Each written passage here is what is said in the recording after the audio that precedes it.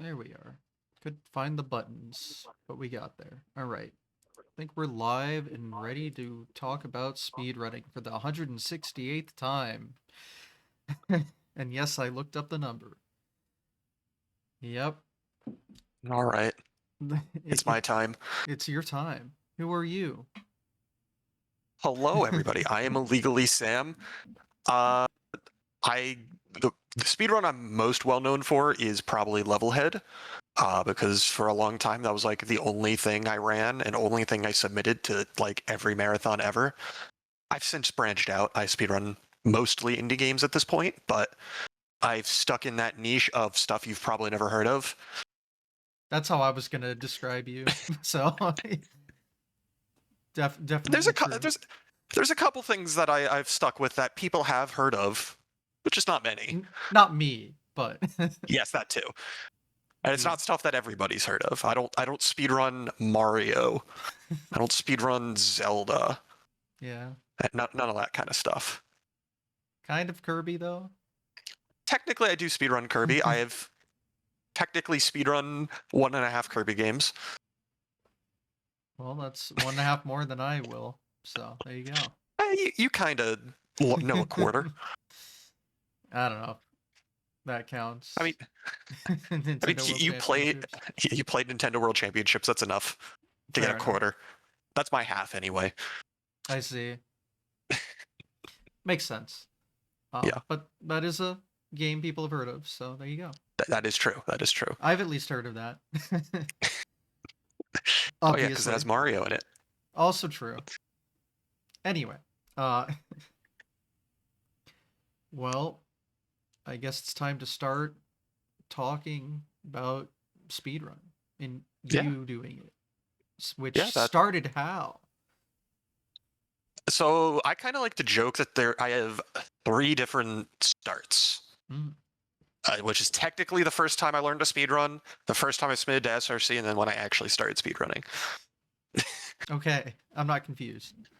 Yeah, exactly. So technically, the most literal answer is 2019, which is it was my sophomore year in college. I took a class in college called Intro to Game Studies. Ooh, I wish I One had of that. the Yeah, it was a fun class. I took in college. I took that, and also took video games in Latin America. Mm, So it was like interesting. it was about like Latin American culture in video games and like Latin American game devs and stuff like that. But Your college that's not was the class that much had to do more with interesting speedrunning. than mine. Yeah, but for Intro to Game Studies, one of the projects, there was like a few options you could do for it, and one of the options was like make a video about you doing like a metagaming project in a video game. Huh. And so like you could obviously do pretty much whatever you wanted for that as long as it fit that criteria. I can see how speedrunning would fit that criteria. Exactly. And so I made the questionable decision to learn Hollow Knight any percent no major glitches for it. Hmm. I say questionable for if you know the run, you probably partially know why it's questionable. If you don't know the run, or if you do know the run, even it was even more questionable at the time because that was before they really had resources for anybody not running on the down-patched PC version. Hmm. So I kind of like learned a couple tricks that like worked on the current patch and winged the rest. That'll do it. That counts. Yeah, it does count. And so I made a short little video on that, submitted that for the project. And so that was technically the first speedrun I learned back in 2019. So were you already And familiar with the concept? yeah, I think I knew about speedrunning since like high school. I don't Hmm. remember exactly where I first heard about it. I'll just blame Summoning Salt, even though I'm not positive I that's can what it blame was. him. Yeah, so it's like I'm not like 100% certain that's like the first speedrunning thing I saw, but I know it was pretty early on. Maybe I like had come across some random Super Mario 64 thing before that. I don't know exactly, but for a while, like all my only experience with it is like, oh yeah, I watched Summoning Salt. Like maybe I'll pop on a Pokemon VOD from GDQ or something like that because those ones are usually easily digestible. for somebody who doesn't actually know much about speedrunning yet. Hmm. It's like all you really need to know is, oh yeah, there's Pokemon and sometimes they do funny stuff. Sometimes some really funny stuff. Yes, sometimes very funny stuff, but those ones actually are not as common. At GDQ, I noticed they do not do the glitch runs as often. No. But yeah, so technically the first run I learned was Hollow Knight. I have 0 submissions for that game on SRC. Fair enough. Granted, at the time it was partially because I didn't really have a good way to record it, and that run is long enough that I would need an actual proper setup to record it. The way I got footage for that video was I linked my Xbox account to a Twitch account that I didn't use at the time, streamed it to Twitch, and then downloaded the Twitch VOD. I mean, that's Streaming directly from my console. it's a pretty good way to stream speedruns if you have Yeah. nothing, honestly. It got the job done, but I didn't really start streaming anything for a couple years after that point, like seriously. So like that was my whenever I like needed footage for anything, which wasn't very often, that was my go-to method. But yeah, so for like over a year, only thing I really knew how to speedrun was Hollow Knight. I did like come back to it from time to time, just like on my own for fun, just trying to like use the in-game timer at the end to like keep track of my PBs, which is how I know I was never actually got any good at it. Because like world record for that category, I think is like 30 something minutes, and I never even got under an hour. Which, I mean, hey, for somebody who doesn't know what he's doing, it's not bad. But it's not anything to brag about either. But everybody starts somewhere. Yeah. Yeah, I do have like some funny stories about that, because like I also got the game on Switch so that I could like just randomly play it if I wanted to. And so like I was in marching band in college, and I think at one point we were like on an overnight trip, and we like took a bus out to like do something at a high school like show, and like just a showcase there, and then we would have like something the next day, so we like reserved a gymnasium for us all to stay in, so we didn't have to like drive back and drive out the next day. And so I was literally like laying on the floor in a gymnasium with like 300 other people, and I had my Switch, and I just did a Hollow Knight speedrun while I was there. The grind And never stops. Exactly. I PB'd that run, so Well, it worked out. I don't think many people could say they PB'd a speedrun in a gymnasium at 2 a.m. with 300 other people in there who didn't know what they were doing. It was literally the meme. It's like they don't know I'm speedrunning Hollow Knight right now. Well, can't submit it, but it counts. But I have it submitted in my heart. That's where it matters. Exactly. Yeah, but as for my first actual submitted speedrun, that was in 2020. Little like 2 months after COVID. COVID's not directly related, but it's relevant to the overall time frame. Mm-hmm. It was SpongeBob SquarePants Battle for Bikini Bottom Rehydrated. And the reason I speedrun that is because I found out like 1 or 2 days after that launch that, oh, hey, there's a funny speedrun glitch that lets you beat the game in under 3 minutes. And I heard about that. I was like, okay, I can't just not try this now. So I found out what the glitch was, and I did a run, and then I submitted it, and it was not very good. But it was fast. It was fast. It wasn't fast comparatively, but it was fast in a macro sense. Yeah. But yeah, that was... I will go into more detail about that game and that specific run later, but it was a 1 spatula speedrun of the game because the glitch lets you just teleport straight to the final phase of the final boss. Because the game is well made and has 0 flaws. Of course. As most games are. Exactly. Well, that game especially, though. There's a reason that speedrunners of the game just have something called rehydrated moments, which is just when the game decides to be a game that exists. It's just a rehydrated moment. I see. But yeah, that is the first speedrun I ever submitted to SRC. And if you go onto my YouTube channel, that is the first video on the IllegallySam YouTube channel. And like I said, not a good run. Like the world record is like a minute and a half faster than that now. Hmm. And for a run that's under 3 minutes, that's a lot slower.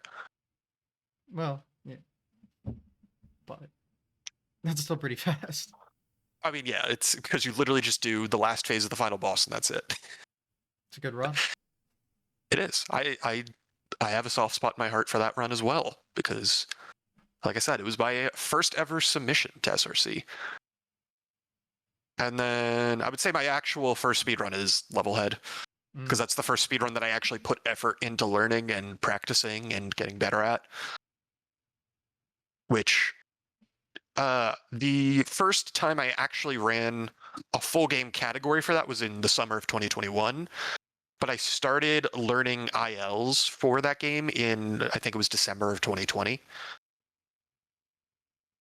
Because at the time, my thought process was, oh, if I don't attempt any percent until after I like learn every single level in the run, like the IL for it, I'm going to be great at any percent. Which, you know, you could probably guess how that went. But I did end up learning like doing like 30 or 40 of the levels in that run as ILs. I did set an IL world record on a good number of them. Most of those are still not the world record. I still have like maybe 3 or 4 IL world records in Levelhead at this point, which is not many, but I do have a few.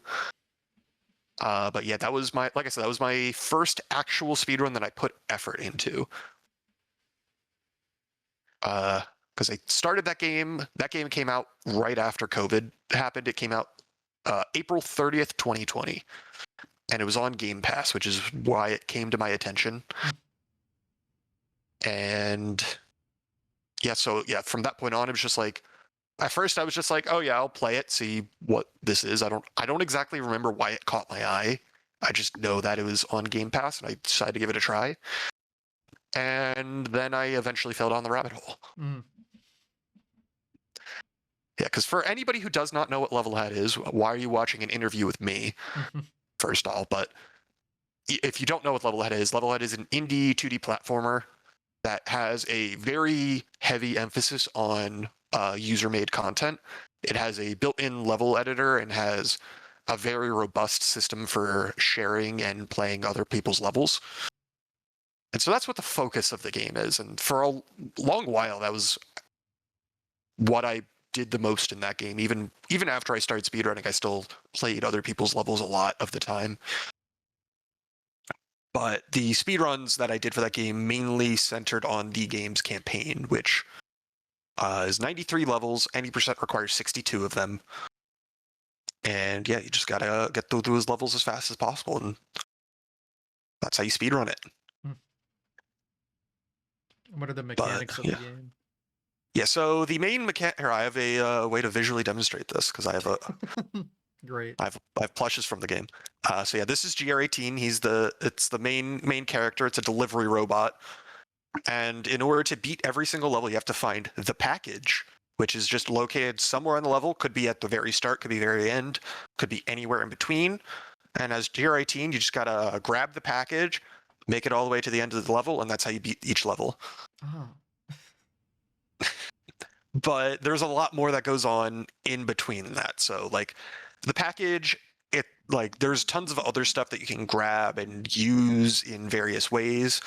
The package on top of that is not just used as a way to beat the level. It is also a box that you can stand on in platforming, and so you can stand on it, jump off of it, and pick it up at the same time and take it with you to get extra height.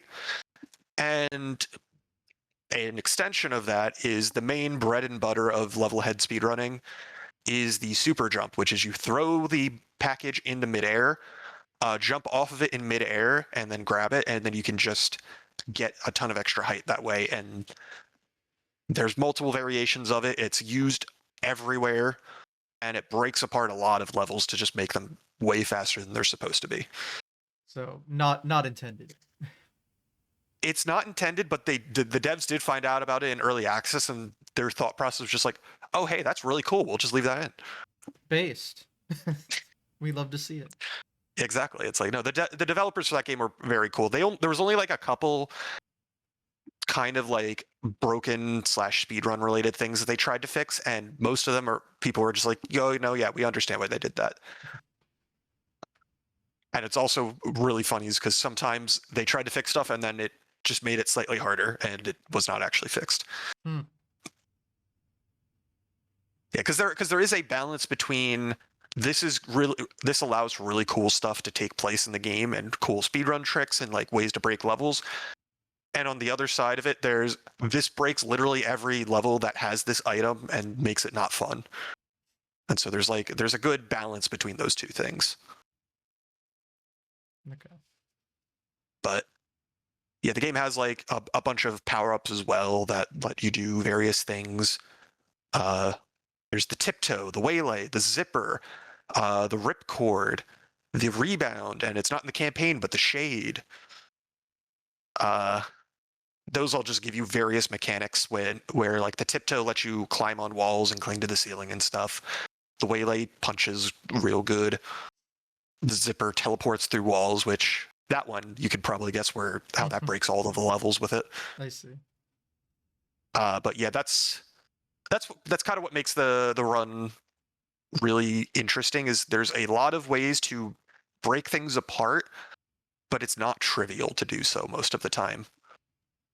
Like a casual person won't accidentally break everything, most likely. Yeah, exactly. Or if a casual person does discover stuff, they might find like, oh, hey, I could skip like this small section by super jumping.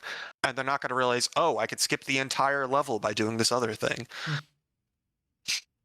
Or even if it's like, oh, you can skip this entire level, but it's like actually pretty difficult and requires like some effort to get good at the trick in order to do it well. So that's part of why the speedrun hooked me for as long as it did, is because there is always another level that I could practice and get slightly better at. Okay. Was the scene what was like the state of the scene when you first looked into it? So Levelhead, it's kind of in a weird place in that the community has always had people playing it, but not necessarily speedrunning it. Mm. Because it's a user-generated content game, by proxy, there's always people who are playing the game, making levels, sharing them, playing them, all that stuff. And there's a lot of people that are very, very good at the game that like boot up the game, play a couple user-made levels, get a time on the user-made levels that nobody can beat, and everybody knows that they're never going to beat them. But not all of those people speedran the campaign or even did full speedruns of the campaign. And some of those people, like, they'll set like the best times you've ever seen on a 30-second level, and then you ask them to play the game for 50 minutes straight, and their consistency goes way down. Which is the case for speedrunning any game, really. It's like there's people who are like Super Mario 64. There's people who are single star runners who set the most wild thing you've ever seen to just get a single star in 20 seconds, and then they never run a full game category.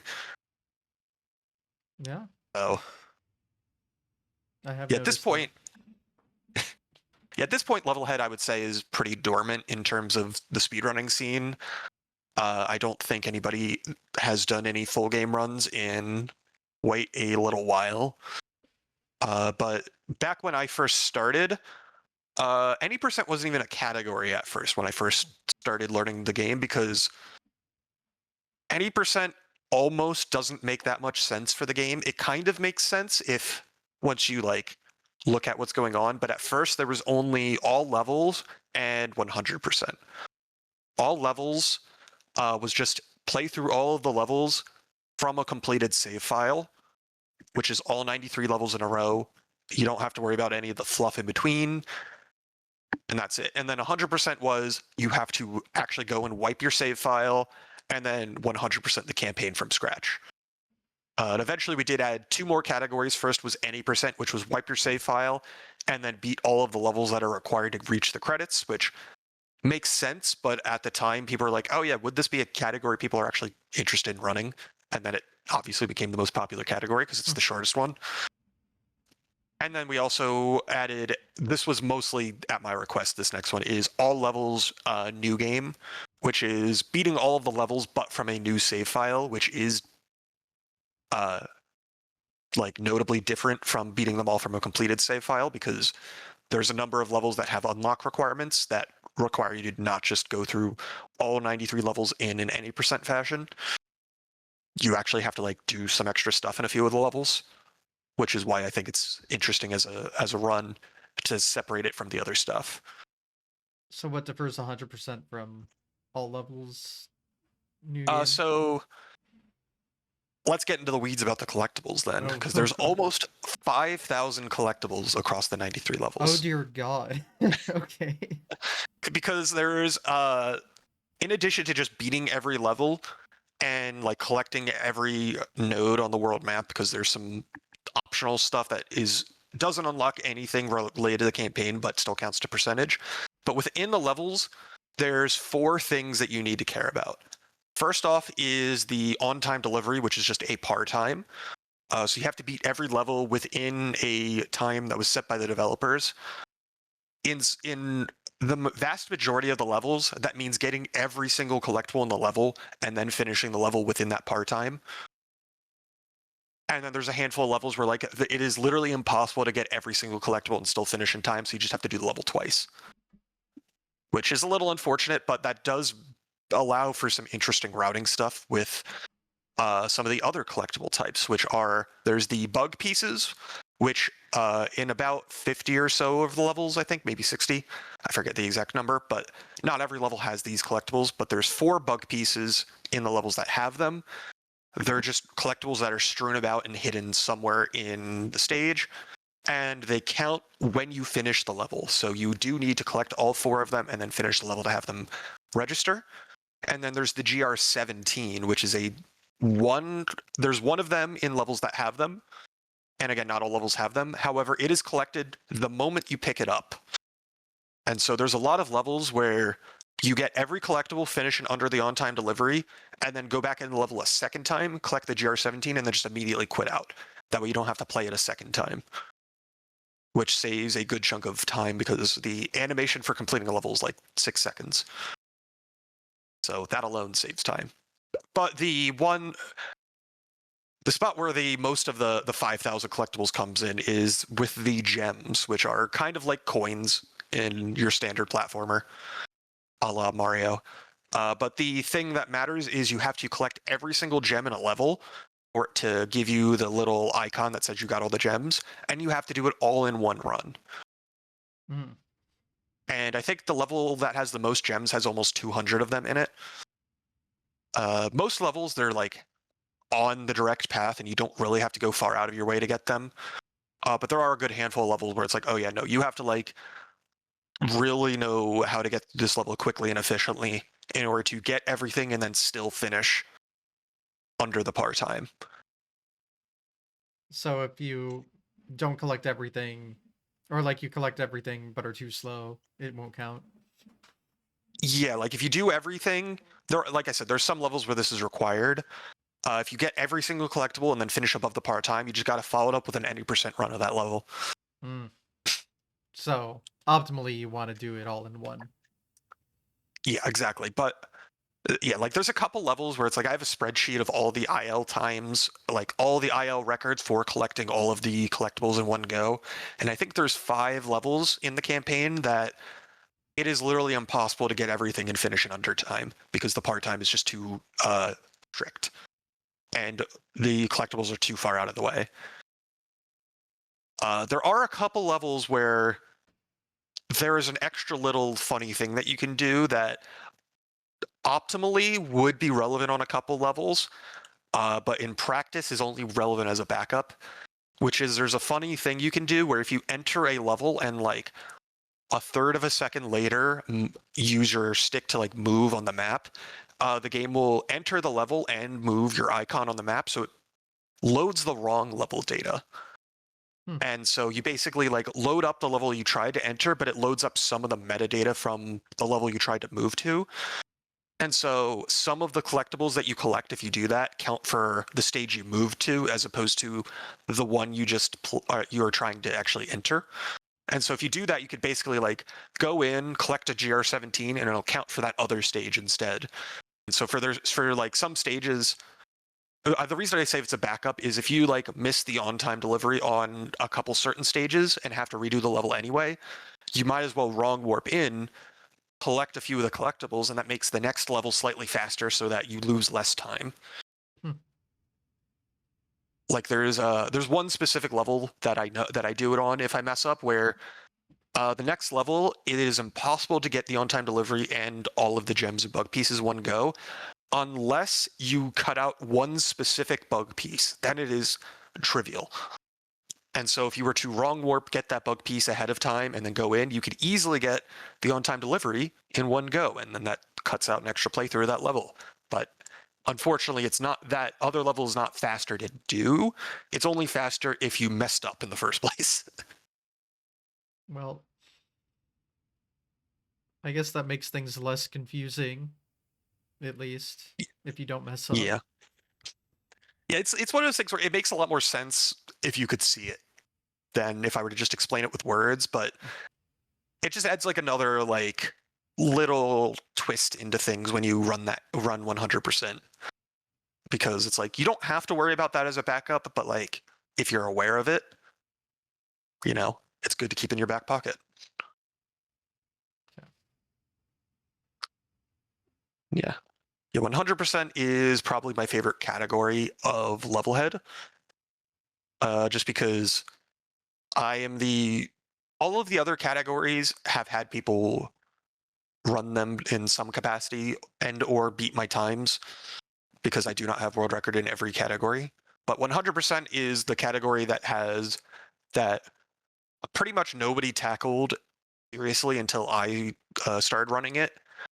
And it was just a very long progression of me optimizing stuff, figuring out campaign-specific strategies and routing for some of these levels, and just bringing the time down lower and lower. And eventually it ended up, the world record is an hour and 34 minutes at the moment. And I think my sum of best is like a low 120 something. But like even that is extremely improvable. It's just time loss in that game is very rough because if you lose 1 second on a level, it means you have to play the level again sometimes. I see how that adds up. Yeah. How very, very cool run. Yeah. How fast is the like any percent the other categories? Yeah, any percent world record is I want to say 42-30 something. It's 42 something. I just forget the exact seconds. My PB for that is a 42:58, I want to say. So I'm like 20-30 seconds behind world record in that category. All levels from a completed file is I want to say 55 minutes. And all levels from a fresh save file is an hour 3. I could just check RC. I don't need to eyeball it in my memory. I could just pull up level head on here. That's all right. We're gonna cheat. Oh yeah, so yeah, world record is in any percent is 42:28, and I do have a 42:58, so I'm exactly 30 seconds behind. Yeah, okay. All training stages, any percent was 54:01 is the world record. I think I do want to come back to that and get a 53 at some point, but I have not done that yet. All training stages is a 103:03. That one I do have world record in. And then 100% is a 134:08. Numbers. So yeah, those runs are definitely not short by any means, but they're not like that long either by most people's standards. They're no 5-minute Mario Bros, but I don't know. Yeah, that's definitely a more standard speed run. I'm the outlier. But yeah, it's like there's 3 types of speedrunners. The ones that if it's more than 10 minutes, that's too long for them. The ones that run normal length games, and the ones that's like, oh yeah, 5 hours, that's pretty short. Yeah. That really is how it is. And yeah. I mean, yeah, to each their own. There's nothing wrong with having a preference for how long your runs are. but sometimes you will get side eyes if you're in one of those groups and you're talking to people who are not. Mm-hmm. Yeah, I don't know. I definitely prefer more short, but I don't think I could ever do something that's like over 4 hours. I don't Yeah, no, know. I have, but like not. It's not. None of the runs I actually like grind seriously are that long. Yeah, I definitely Because we, couldn't grind anything like that. yeah, yeah, because I tech like I said, I technically have done runs that are more than 4 hours long. It's just they're Lego Rock Band and Rock Band 2, Oh, okay. Interesting. which I specifically did with a full 4-person band, so we did not lose our sanity in the process. Huh. Because doing a 5-hour Rock Band speedrun versus doing a 5-hour Rock Band speedrun with 3 friends, very different experiences. I I don't really see how you can speedrun Rock Band. Well, you see, Hmm. I'm glad you asked. The Rock Band games have a story mode. If you've, I don't know if you've ever played a Rock Band game, but Yeah. both Lego Rock Band and Rock Band 2 have the same story mode structure, which is like, oh, you go to this venue, you play songs, you unlock the next venue, and do all that until you get the last set list before credits play. Hmm. And so the way you speedrun is both menuing and routing are the main two things, and there's also a little bit of RNG in there. So you plan out, I need exactly this much stuff to unlock the next set of songs that I have to play. So I'm going to play the shortest options that I have available to me at this time.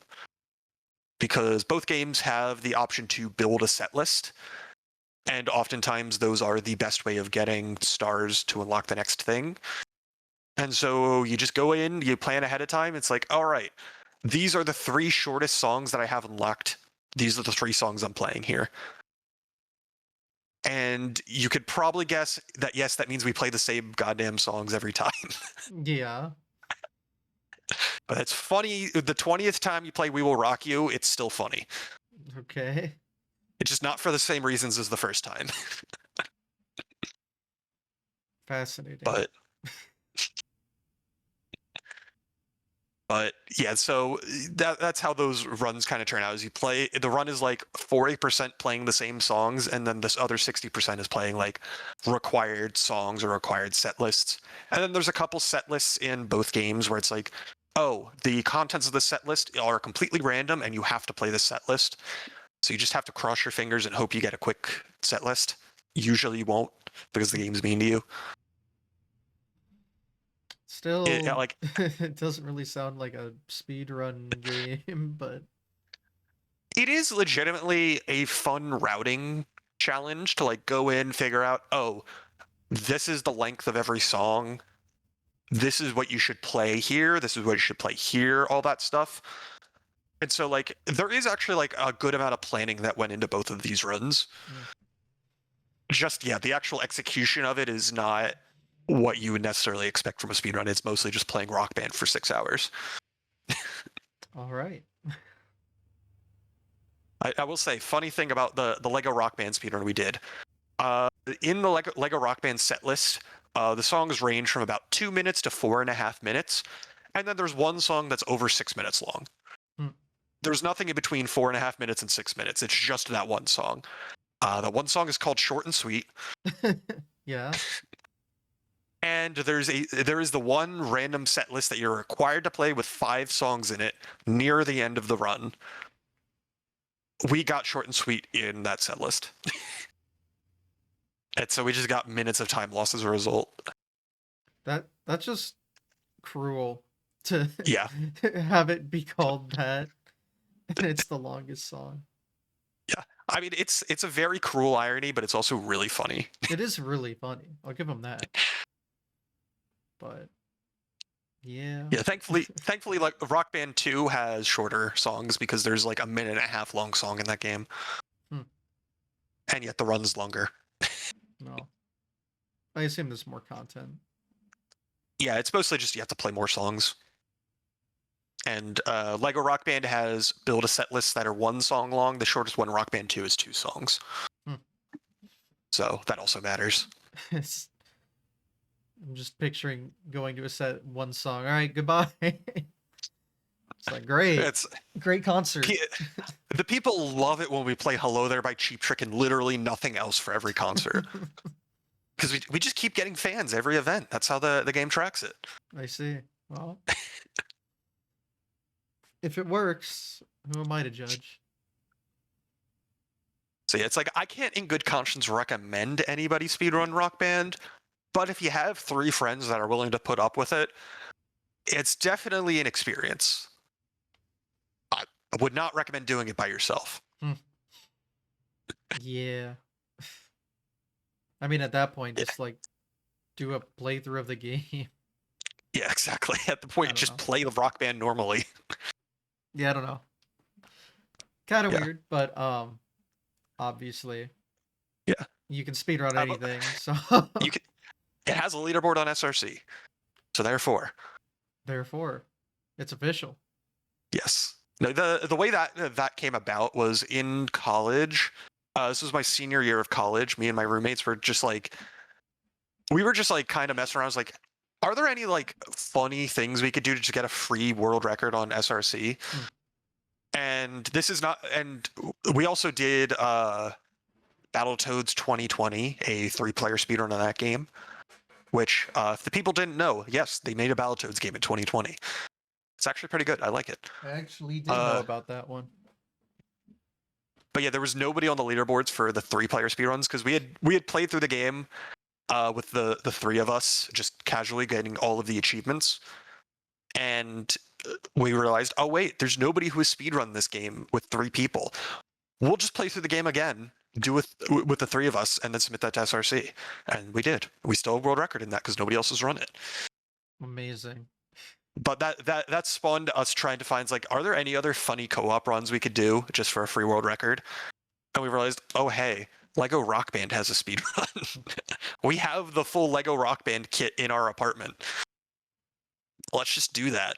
And so this was like a week before we graduated. Is we just hunkered down, got 4 of us into our apartment for 6 hours straight or 5 hours straight because it was Lego Rock Band, and just did a speedrun of that. And we even had some friends come over at some point, like halfway through the run, just chill on the couch behind us for some reason. I don't know why they decided to watch a speedrun Lego Rock Band in person, but they did. It was a good time. Hey, you get the virtual fans and the real fans. I mean, that's rare. Exactly. I have to see this afterwards. Yeah, all of these runs are on my my YouTube channel, and they have more views than they have any business having. I think one of the Rock Band 2 speedruns has like 5,000 views for some reason. Jesus Christ. Yeah, I don't know why. And it's still getting like a couple hundred views every year. I don't know why. Does it have world Maybe record in the title? it does, but I don't Like, think that's the reason. well, I mean, No, actually, the one that gets all the views is a former world record because we went back and improved it later. So that the one with 5,000 views isn't even the current world record or anything. well, yeah, I don't know. YouTube's weird. Yeah, I don't get it. But yeah, sometimes just putting world record in your title will help. But don't just Yeah, but don't I mean, do it I'm not, unless it I'm not, is, or you're cringe. And it does have former world record in the title, that's I guess. So fine. that's something. Yeah, no. FWR is fine too. But Yeah, those are unfortunately I have not done more funny co-op runs other than Battletoads and the Rock Bands, but that's because we don't live together anymore. And it's a lot harder to organize doing that stuff when you're all adults with jobs that don't live next to each other. yeah, that is a bit unfortunate, isn't it? Yeah. Yeah, but I'm a big proponent of just do a funny co-op run. It doesn't have to be serious. Just do a funny co-op speed run. Well, Find a friend and do a funny co-op run. this isn't enticing. I don't know what will be. So there you go.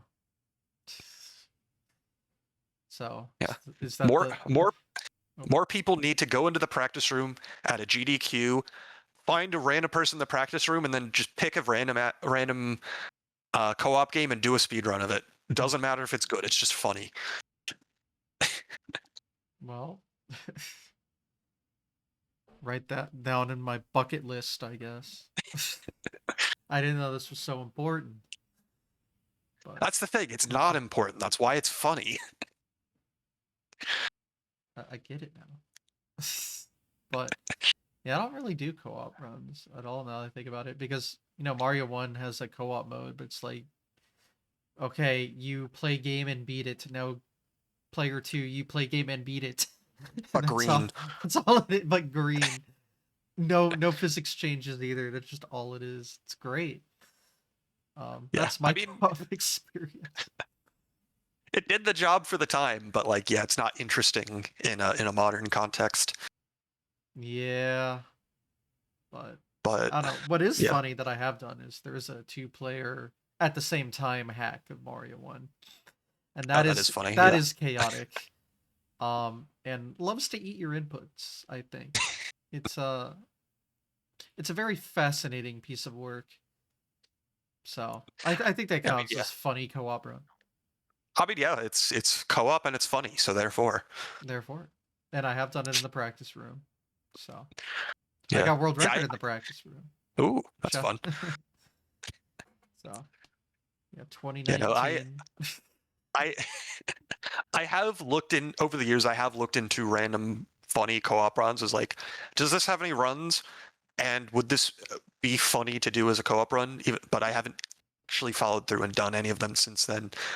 Like one that I thought would be really funny that I started looking into a little bit a while back to potentially do with my college roommates was Borderlands 2 4-player co-op, but specifically on the console version, so you could do 4-player split screen. uh, okay. And you could tell how that would be a horrible idea in a serious speedrunning context, but it'd be really funny. That would be pretty funny.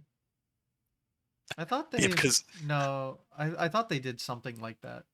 You know what I'm thinking of is the Mario Kart 64. They did, oh yeah, yeah, that's like the only time you'd see split screen in that context because nobody yeah, can just do like land setups. yeah, because with like Borderlands 2 specifically, it's like, oh yeah, when it first came out, there was 2-player split screen. Game couldn't handle 4-player split screen, but then they ported it to like the Xbox One and PS4. It's like, guys, these consoles are so powerful. We can have 4-player split screen now. It's huge. I've never played actual 4-player split screen, so I imagine it doesn't exactly run the greatest still because you're still running the game 4 times in parallel. But it'd be really funny. There you go. Now I just wonder when the GDQ Rock Band speedrun shows up. Uh, if even if the length was an issue, I feel like the licensing issues would be even worse. Because I could pull up the YouTube videos in my my YouTube studio and tell you all the DMCA claims that they got.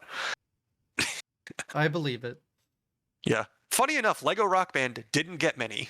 Huh. Rock Band 2 got way more. Well, And neither of clearly. them are monetizable in Russia specifically. Okay. Well, sucks for all Russian viewers. They can't support the channel, I guess. Oh well, Darn. darn. But yeah, it's just a funny thought. Like, well, we can't do Rock Band because of the licensing. So why don't we just, do the crazy taxi method? But at that point, you're just doing a concert. It's just a 5-hour concert at that point. But that's a really funny way to look at it. Yeah, it's a 5-hour concert where they just play "We Will Rock You" on loop for 2.5 hours of it. And they just have like Rock Band footage muted in the background, completely unrelated because they can't hook it up that way. This is a great idea. I don't know why GDQ Yeah, isn't hopping on this. yeah, we got to set it up for AGDQ. Mm. Get the submission going. Uh, yeah, might have to wait for next summer for Silly Block again though. I don't know. I don't know if it Yeah, passed I mean, for awful. Crazy Taxi wasn't in either block, and it was an AGDQ. True, but I don't know if I can really compare. Yeah, But you're true. Lego Rock Band with real live backing band is leagues above Crazy Taxi in quality. you know, It might just be. I mean, it's so leagues above that it overflows back to being less quality. Oh, okay. I wasn't aware that's how it worked. And here I was about to consider it for finale. Never mind. No. Well, I think I think that's all the Rock Band we Yeah, need no, to we talk can we can about move on from now. that. Okay. Great. Well, what is next on the list? I mean, I would say that technically the thing I might be most well known for, just not in any circles that matter, is the time in 2021. I don't know if anybody remembers, but there was a Google Doodle that Google put out for the Tokyo Summer Olympics. Mm. It was like a full game. Like it had a lot to it. It was like way more high effort than any Google Doodle prior, even the ones that are like playable games. And I think I saw that it was a thing one day while I was working from home on my work laptop, and it was like, oh hey, I could just play it on the Google homepage. I could play that on my work laptop real quick Hmm. and just see what it's about because I heard about it like the day it came out. I played as like, oh hey, that was like better than I expected. And I don't remember why I decided to like go from there. And it's like, I wonder if people are speedrunning it. But I did decide to do that, and I churned out like a day one or day two speed run in that game that was technically world record at the time, but it was very bad for a number of reasons, and it was world record for less than a day. But I was able to put world record in the title. Tell me why that got 1 million views on YouTube. Wait. I still, Wait, real? I'm not joking. It has 1.2 million views on YouTube.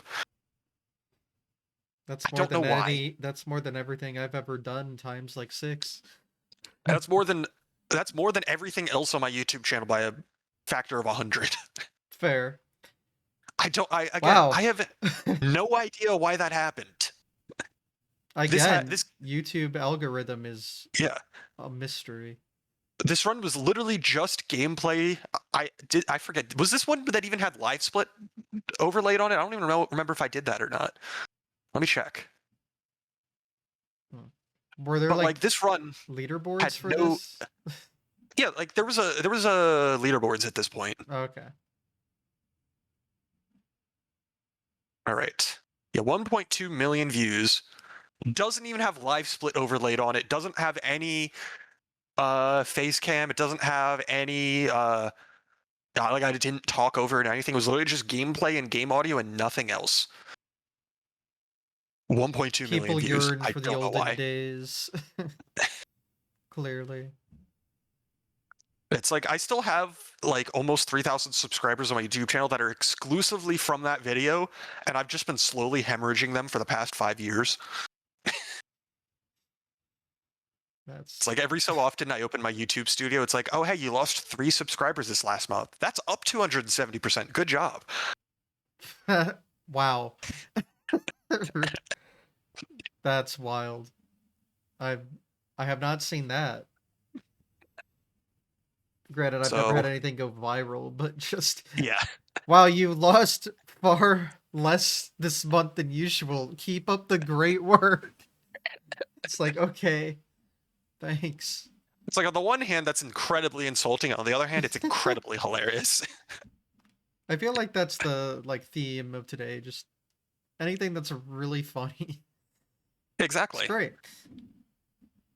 Well, So yeah, that's technically what I might be most well known for, but not because I'm well known for it, just because it got a lot of views on YouTube for some reason. I did proceed to like run that game pretty consistently for like a few months at the time. Like wow. I had times in most of the categories. I had world record in a couple of them at one point or another.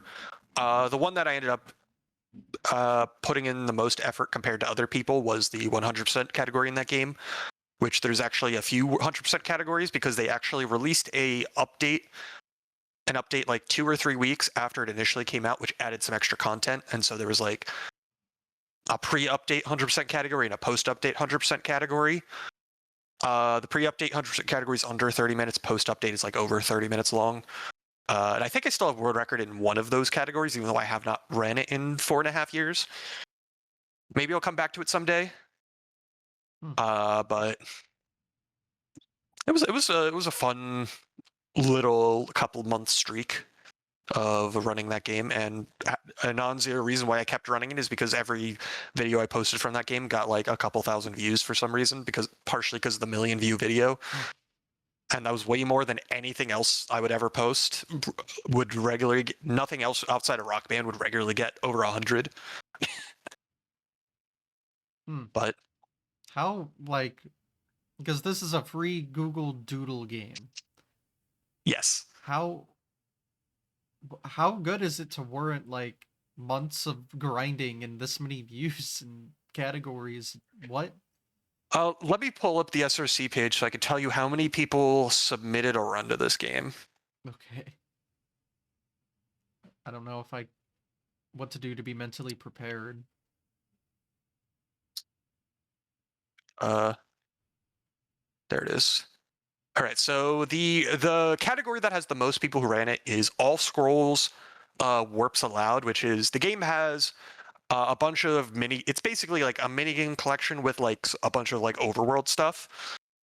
The mini games are all like different sports that are related to the Summer Olympics. There's rugby, there's a marathon, there's archery, there's table tennis, there's climbing, there's skateboarding, and then artistic dancing.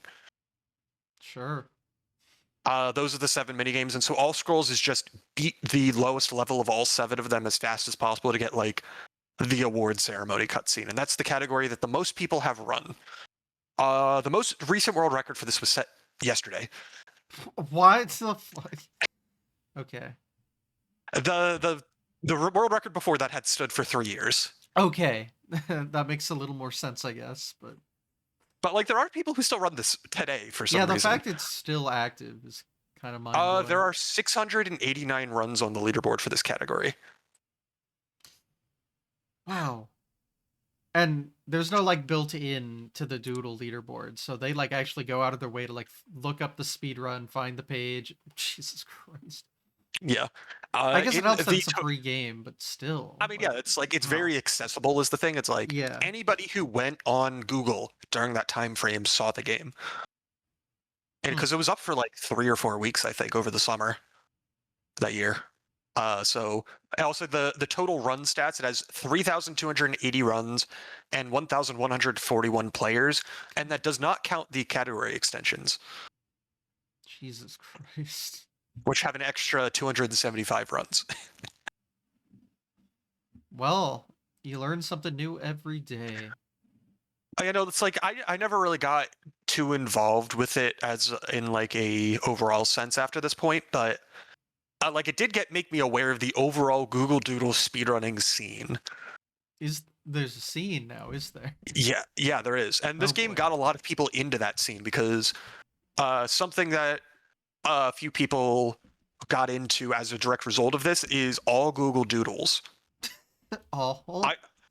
Yeah, so it was basically every single playable Google Doodle in a row in one speedrun.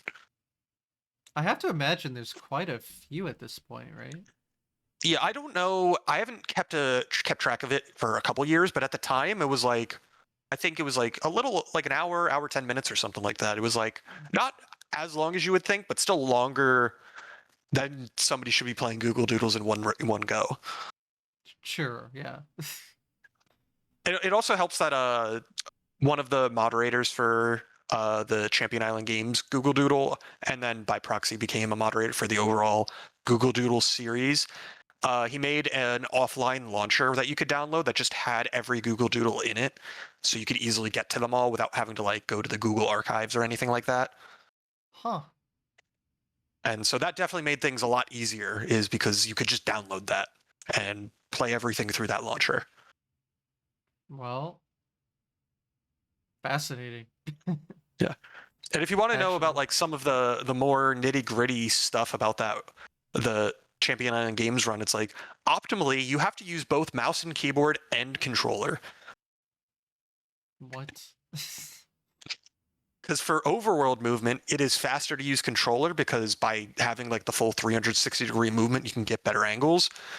But for dialogue mashing, it is faster to use mouse and spacebar to mash through it, like by using both at the same time. There are a few other mini games where using keyboard is slightly easier and or slightly faster, and stuff like that, and stuff like that. So I just said stuff like that twice. Whatever. I get it. But yeah, point is, it's like it's not as in depth as like some of the most famous difficult speedruns by any means, but there's a lot more depth to it than you would think. That's part of why I liked the 100% run, is because like, oh yeah, it was just like optimizing your overworld movement, which just made it fun. That's also why I liked the warpless category better than the warp category, because it just required you to be better at overworld movement. I'm guessing the game's fairly short. Yeah, like the All Scrolls record that I mentioned earlier is 7 minutes 7 minutes and 26 seconds. And then the 100% record that I still have, which is the version with all of the content updates, but with warps, is 32 minutes and 7 seconds. Wow. And then the version without warps is an extra like 4 minutes on top of that. That's why you can pull that much content out of a Google Doodle game. Yeah. I mean, part of the reason why it's not like all of it is the most interesting thing is there's quite a few auto-scroller sections, because the artistic dancing is basically just DDR type gameplay. And so you just got to get through the songs. And then skateboarding is truly just an auto-scroller, because it's like, oh, you have a minute and a half, get as many points as you can. But you need like a trivially small amount of points in order to hit the threshold. So you just do that in the first 10 seconds and you sit there for a minute. Oh, cool. Thrilling. But the rest, everything besides those two mini games have like a lot of depth to it, surprisingly. Yeah, what's 100% add to it then? So there's I mentioned there's the 7 mini games. Each of those mini games also have harder versions that you also have to clear. There's in the final version of everything, like after all the updates and everything, there are 2 marathons, 2 rugbies, 3 table tennises, 2 climbings, 2 archeries, 3 artistic dancings, and 2 skateboardings. I can see why that would add up. Yeah, and the 2 that were added in that content update were Archery 2 and Rugby 2, and both of those are like 3 degrees harder than anything that they had before that. Like Archery 2 is basically RNG crapshoot if you actually even get to win and continue the run, which is why we ended up doing it like first thing in the run, just so that we could maybe get runs going. Well, I don't know. I'm just surprised I'm learning this much from Google Doodles. Yeah, like I stuck with this for a few months, and it wasn't just for a meme. Like there was actually a lot to it. And then on top of that, there's also a bunch of overworld quests, which is like, oh, go talk to this person, go grab this item, go talk to this person. And there's like a good like 20 of those that you also have to do in order to complete 100%. And so 100% is basically those 2 things together. So, which, yeah, it turns it into like a big routing puzzle as well, which is like, okay, what place do I go to next to get the most stuff done?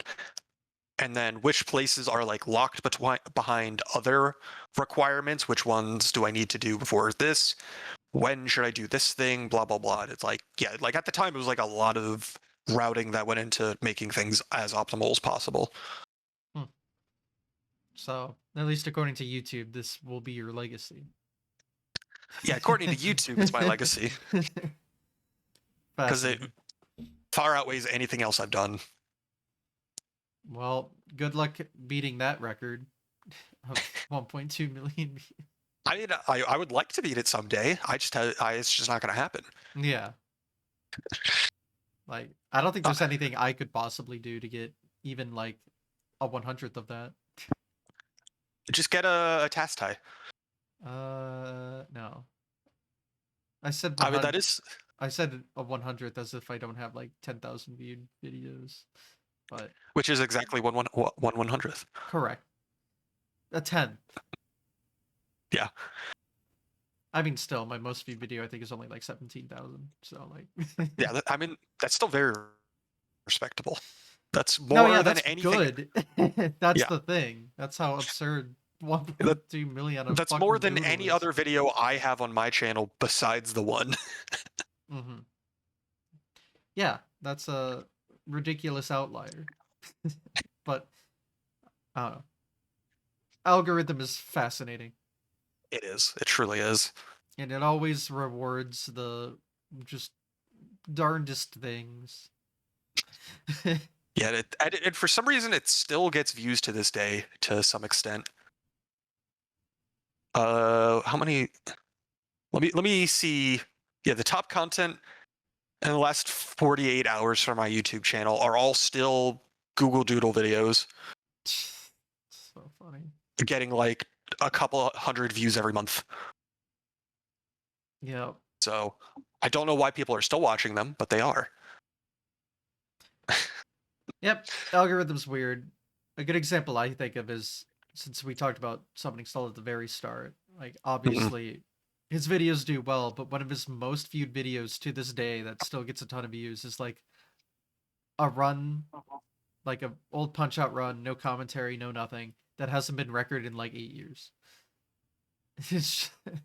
And that's Yeah, one of the most viewed on that channel. yeah. At some point, it kind of just becomes a snowball effect where it's like, oh, this gets the most views because it's the one with the most views. Hmm, Because it's like if somebody just searches "punch out speedrun," it's probably like the first one to come up for some reason. maybe, but I don't know. And the average YouTube video doesn't know enough about speedruns to look further than it being the first result in Google. Fair enough. Just are that many people searching for the Google Doodle to this day on YouTube? It was a surprising amount of people that weren't in America, if I remember the Oh, okay. analytics correctly. It's like, if I remember, I think the most views came from Vietnam for some reason. Fascinating. I Genuinely don't know why. fascinating. I have no idea why. But like USA was like third or something in terms of viewership, I think, when that was like first blowing up. Hmm. It was weird. Like nothing about that video made any sense to me in terms of the analytics. That sounds about par for the course, but that is a ridiculous outlier. But Yeah. cool story But though. Like, but no, yeah, like yeah, yeah. I could say that I got 1 million views on a video on YouTube. And you know what? That's hilarious, which keeps with the theme apparently. Exactly. Just absurd, funny, dumb shit. But hey, I mean, people like what the people like, I guess. Yeah. I mean, yeah, I'm not going to fault anybody for viewing them. I mean, that gets me views on YouTube. So But yeah, can't argue with that. It's free content. Were you able to like monetize your channel because of it? I was actually able to monetize my channel for like 3 months, and then YouTube was mad at me. I see. Yeah. And YouTube was like, "Oh, you're reusing content. We're gonna demonetize your channel." And then I submitted like 3 requests for review, and YouTube doesn't actually watch any of that stuff, Yeah. and so they just never gave me monetization back. But I did make Fascinating. money off of it at the Okay. time. Did get a payout before they demonetized me, Wow. And they demonetized you bullshittingly. which is how 90% of demonetization happens, honestly. I know, but I always hear about like people being able to turn it around, but it's because they're all like Yeah, popular and can actually talk to people. Although someone with 1 million views, you think you'd what? They didn't give you a partner or whatever over that? Come on. I got 3,000 subscribers from this. Yeah, like what the fuck? It's all right. I've never had enough. What is it? Yearly average to Yeah. monetize or whatever. Anyway, so whatever. Yeah, I think to this day I'm like at a third of the threshold. Like I get like 1,000 out of 3,000 hours, which is more than I should still be getting, but Yeah. it's not anywhere near enough. I would need to post like 4 Rock Band speedruns to even come close. Better get back on the grind. I've considered it, not seriously, but I have considered it. considered it for the funny. Yeah, exactly. It would But be really funny to submit to really, really longathon and just play Rock Band for 5 hours. that's an idea. I don't know about the quality, but it's an idea for sure. Yeah, it's definitely an idea. I don't think anybody would ever think it's a good idea, but it's an idea. It's a funny idea. Exactly. But yeah, and I do think YouTube, like if you stop meeting the threshold after a certain amount of time, they can like take away your monetization. But no, Yeah, that one they wouldn't just surprise me. yeah, they just said they just hit you with incorrect information and said deal Yeah. with it. So now that's a little different. Yes. Yeah, and at the time, I didn't have any active social media accounts. I wasn't even active in any of the like overall speedrunning scene at the time. Like, even if I wanted to drum up support, I couldn't even do it because I didn't have a platform to do it. Well, we can start a movement right now. You heard it here Get me first. remonetized. I know I don't meet the requirements anymore, but give me monetization back. Yeah, this is bullshit. I can't believe they do this. Because you have illegally in your name, they just must have assumed you were a criminal. This is I what mean, happens. honestly, I wouldn't put it past the YouTube review bot to say, "Oh, this guy has illegal in his name. That's bad." Yeah, on it. Yeah, I could rant about whatever AI shit they use to peruse their stuff because any sort of like rebuttal or whatever because there are tons of problems with the site. Yeah. A human is never looking at those. Oh yeah, because it's literally every like video I submitted for them to review the monetization thing was literally like, "Hey, here is me actively disputing on video every single point that you gave me for why you demonetized me," and then they ignored it. Yep, So, that's how it's done. oh well, I've made my peace with it because it's almost 5 years later at this point. Yeah, but oh well. Well, if you ever want to like do YouTube proper, I guess you will eventually have to fix it, but I don't know if that's on your to-do list or not. I mean, it's on the to-do list in I would like to do it, not in I'm actually seriously considering trying to do it anytime soon. Fair enough. But that would I don't know at one point they like or like it's been too long, too bad, so sad. Yeah, I mean, I have the ability to apply for monetization if I hit the requirements again. Oh, okay. So Well, okay. So, I guess it's not all bad. But anyway. yeah, let's Enough move on to enough YouTube ranting. I could do this yeah, all day, but yeah. That could just be the entire podcast. yeah. We could go back into some more positive topics. Yeah, so I guess back in the timeline, back to 2021. That was technically the first time I submitted to a speedrun event as well. It was in 2021. Because the level head community was like, "Oh, we should try and do what Mario Maker does and submit like a blind level race or something." Ooh. And so I wasn't actually involved with that part of it, but like at the time there was like some community members that put that submission together for that. Which, if Levelhead was a game that more than a couple people cared about, would have been a really cool showcase. But GDQ would never take it because it wouldn't draw in an audience, which Yeah. I understand, even if I am sad about it. But that was the first time I submitted Levelhead any percent to GDQ as well, was for AGDQ 2022. And I submit specifically because I knew that event was online, and I wasn't at the time, like I graduated college in 2021, so I was working full time for the first year at that time, so I was not comfortable submitting to an event and committing to go in person at the time. So I was like, "Oh, this is perfect. It's online. I don't have to go anywhere." Obviously, it didn't get in, but that was the thought process there. But by proxy, that is also when I started doing online marathons. Was December of 2021, and then I proceeded to do way too goddamn many of them. So I've heard. Since then. Yes. because you tend to be in like every single one that I've ever heard Exactly. of. Like I have my spreadsheet of all of the marathons and hotfix GDQ hotfix shows I've been on. As of last night, I am up to 62. Holy fuck. Oh my god. That's so much more than I was expecting somehow. Because I swear Yeah, I haven't kept track, but at and this most, is if I count everything, I've probably done like 20. including in-person marathons. This is including GDQ hotfix, which is Yeah. technically not a marathon, but it's the same kind of setting. Yeah. And I also even threw in the one time that I participated in K-Star, which is the annual Kirby speedrun relay, Hmm. because I did NWC Kirby for that. Makes sense. So That yeah, needless to that's so say, funny. I've done a lot of speedruns at this point. Yeah. That's wild. I don't even know how you get that many. Well, was it 4 years? The answer is you go on Angus and you submit to everything. Fair enough. But that's like, to me, that just sounds like literally everything. And then having like a near perfect success rate of actually getting accepted to everything too.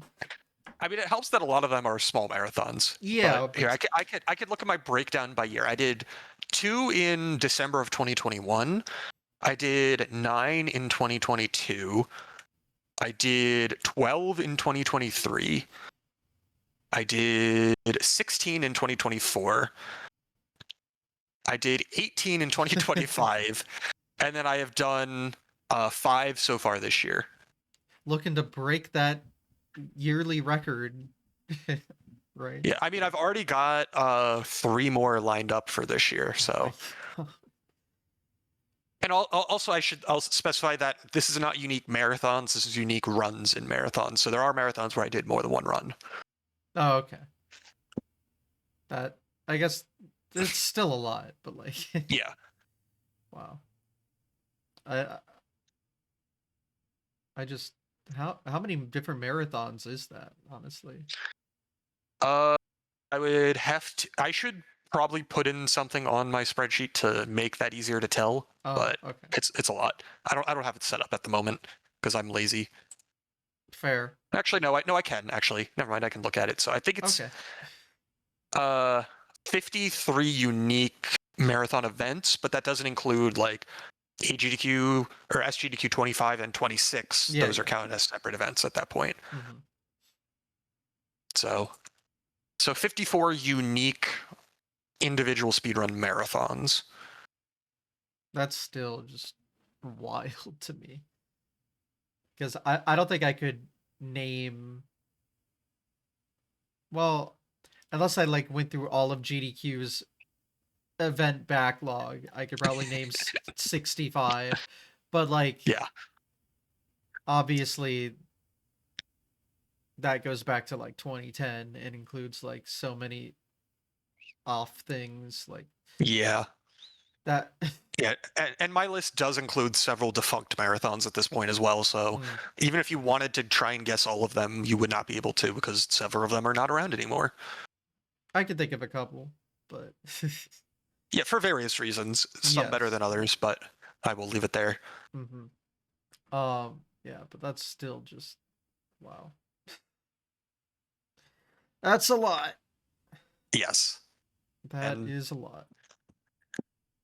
yeah, so like for a long time, Levelhead was the only thing I submitted to those marathons because that was the only like outside of the Google Doodle, that was the only like quote unquote real speedrun that I knew how to do. In that it was like one to submit to marathons. That did eventually change, but that was the case for a long time. And then the first time I ever submitted to an in-person marathon, I'm curious if you know what it is, If I know what it is, okay. because I'm pretty sure you were there. Well, I have to assume it was a pace event. I just couldn't tell you It which was a pace one. event. Yeah. It was Pace Summer 2023. Okay, so the what was that? The second one post Yeah. COVID? Yeah. Oh, that was where we had our first ever in-person Mario tournament that I could actually participate in. Because I Yeah, missed the first ever in-person Mario 1 tournament because I was at Pace doing a run like the day before, and that's in Maryland, and they were doing their first yeah. ever trial run in like Denver. So That was I couldn't do it. that was also when they did the 70-star relay in the practice room. Yeah, I remember this because that was the day of the Mario 1 tournament. So we had just finished and I walked in and I thought I wasn't going to be able to perform in the relay because of the Mario 1 tournament, but I walk in and like I made it just in time to do my star. It was great. Oh And yeah, then that was the obviously first. Joey kind of popped off with that in Oh future yeah, occurrences. But yeah, I oh was yeah. there for the ground floor. And I'm the only person to have participated in every single relay he's ever done, besides Joey himself. No, even not. That doesn't even include Joey himself because he missed the Sunshine one. Okay. I was gonna say, I'm pretty sure I've been in all of them, but yeah, I purposely didn't do the Sunshine one because I don't Yeah, like Sunshine. But I have been in everything else, including you've been the all in all the Mario 64 ones, yes, and I including mean the PAX literally one. all of them. Yes. The But yeah, that was my first ever in-person speedrun marathon. Because I submitted it. They took level head any percent, gave me my usual slot of like 5 a.m. mm-hmm. and it went pretty well for me being nervous out of my mind because I had never done an in-person run before. Yep. Uh, All those blinding blue lights from that stage. yep. It's great. The same fucking music track 24/7 in between setups. What a vibe. I genuinely have a lot of good memories about Pace, but Oh yeah, no, it's like say what you will about all of the negative stuff. There's a reason that people kept going into it. yes, the event was cool, but ooh, bots, but I'll leave it at that. Yeah. Yeah. Anyway, but yeah, that's cool. Yeah, I ran at like every pace I went to, and I went to all of them till they Hmm. stopped. So Yeah, I ran at all the ones I went to. I just didn't go to the first one yeah, because I did level head any percent at the first one. I did level head 100% at the next one. Then I did Evo Land at the third one that I went to, and then I did the level head community campaign and Rebel Transmute, both at the same one for the last pace. yeah. So So a lot of good level head. streak there. Yeah. Yeah, so I guess we could just stay in person marathons for the moment. But Sure. yeah, I've had 2 in-person GDQ runs now, plus 2 in-person GDQ runs at PAX East. Tons of hot fixes, but those are not in person. And then I Yeah. will have another run at SGDQ this summer. Lucky you. No. uh Yeah, unfortunately, Cosmic kind of one-upped you with the real arcade cabinet.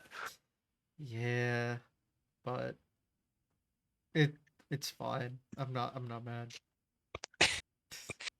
Guess who gets But yeah, to commentate it? So I'll still be there. But yeah, that was I'll just try again. yeah, they'll take you again in the future. Maybe. We have a pretty good losing streak on main events. They apparently only like me for side events, which is fine. But I don't know. I miss having my badge comped. Well, I did have it comped last time because of backup. But it was funny Oh yeah, that's because, true. they took like every backup run except for a couple, and I was one of those couple. Yeah, I So, mean, I've been in a similar boat because I had a backup run that did not get pulled up. mhm. I mean, That was that was my first time being backup, and when I was backup, I completely assumed I would not be doing anything. yeah, Like, but they had this, they had things happen where it's like, okay, we got to pull like all of our backup except you. Oh well. I'm yeah, actually not upset, but I do like to yeah, poke fun at it. yeah. Upset in the sense that darn, that's unfortunate. Not as in you're actually upset. Yeah. As in, I'm boycotting GDQ forever. How dare I Yeah. say as I literally then went to PAX East. Yep. Anyway, speaking We of have your runs, enough about my rants. Yep. At SGDQ 2024, that is when Levelhead Any Percent finally got in. And I have a funny story about that run as well. Speaking of King JO444, This guy. for anybody who does not know this story, my run was scheduled for about 5 a.m. on the Saturday of that event. Things obviously were running behind. It ended up happening, I think it was like 6:30 is when things ended up happening that day. The times are a bit specific times are a little unimportant, but my commentary for that run was supposed to be King J, and I also had one of the QA testers for the game on remote comms for that run. So that was my commentary squad. Mm-hmm. Morning comes around, 20, 30 minutes before the run, Joey's still not there. And we're just like, yeah, I've telling production is like, yeah, I don't know where he is. Hopefully, I messaged him. Hopefully he gets down here, but we'll see. And then about like 30 minutes before the run, Quo was messaging me on Discord. He's like, "Oh hey, where's Joey? Isn't he supposed to be on stage with you?" And it's like, "Yeah, I don't know where he is." And Quo's just like, "Oh yeah, if you need somebody to just like hop up there on stage with you, just let me know." And it's like, if he doesn't show up, I'll let you know. And then like 15 minutes before the run, I just messaged Quo. I was like, "Okay, just get back here." Well, I'm glad GDQ was okay with that because usually, their vetting process is well in advance and they got to set up all that This was stuff. before they had the vetting form for comms. Oh, that's that recent of a thing? Yeah, like they only started doing that like 2 or 3 events ago, I want to say. Huh. Wow. Okay. But also this is, even if that wasn't the case, this is still somebody who has had runs in the past for Yeah. GDQ. I So it's just not mean like they're it's a lot more total strict with rando. like last minute Yes. adjustments kind of a thing. Yes. So, It's like I I was don't just think surprised. that would fly today unless Quo was already vetted. Yeah. But Quo got up there at 6 a.m. 15 minutes before the run started to commentate a run for a game he's never seen before, and was not Those ready to always commentate beforehand. make the best comms though, right? So So yeah, the commentary for that run was extremely scuffed, which is why I would not say that is my best performance for Levelhead Any Percent, but it is the one that was on GDQ, and so it was not a bad performance by any means. But now I find out after the fact that Joey just slipped through the run. And so we will eternally give him crap for that because it's funny. yes, now we're shitting on him on my podcast, but isn't the first time I've done this. Won't be the last. Yeah. But yeah, that is the funny story for Levelhead at GDQ.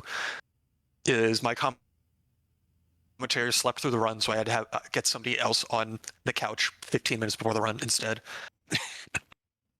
So if you see Quo and he seems like he's during that run, it seems like he's still half asleep. It's probably because he was not expecting to be on couch. 6 a.m. Thankfully, I did not have any issues the next year when I ran Evo Land at SGDQ 25. Which that run was is a at game we have not 8 a.m. talked about at all. Yes, I will go more into depth on Evo Land after I do talk about my in-person runs. Okay. Because there is more story to Evo Land specifically beyond just I run it. Okay. But Evo Land was at SGDQ 2025. That run was about like 8 a.m. and people were actually awake for it, which was nice. That run, what in terms of my GDQ performances, I think that is the best run that I've done so far. Because execution-wise, I played really well. The time that I got in that run was really, really, really good for a marathon setting. Because that game has a ton of RNG, and I nailed all of the execution parts of the run, and the only time losses that were major were like RNG and stuff like that. And on top of that, the commentary was really good because I had 2 people on commentary that were just shitting around the whole time, and that was perfect. Because it was King JO444 and CMM. Joey woke up this time. Yes, he did. We gave him crap to make sure that he would. Well, it worked. Yes, but that run was really fun. That was a reprise of when I did Evoland at PAX East for GDQ in 2025. Mm. And then the last in-person run that I've done for GDQ so far was Rift of the Necrodancer at PAX East this past event. A month Which, ago, as of yes. recording. Which, Yes, so I know nothing about that event.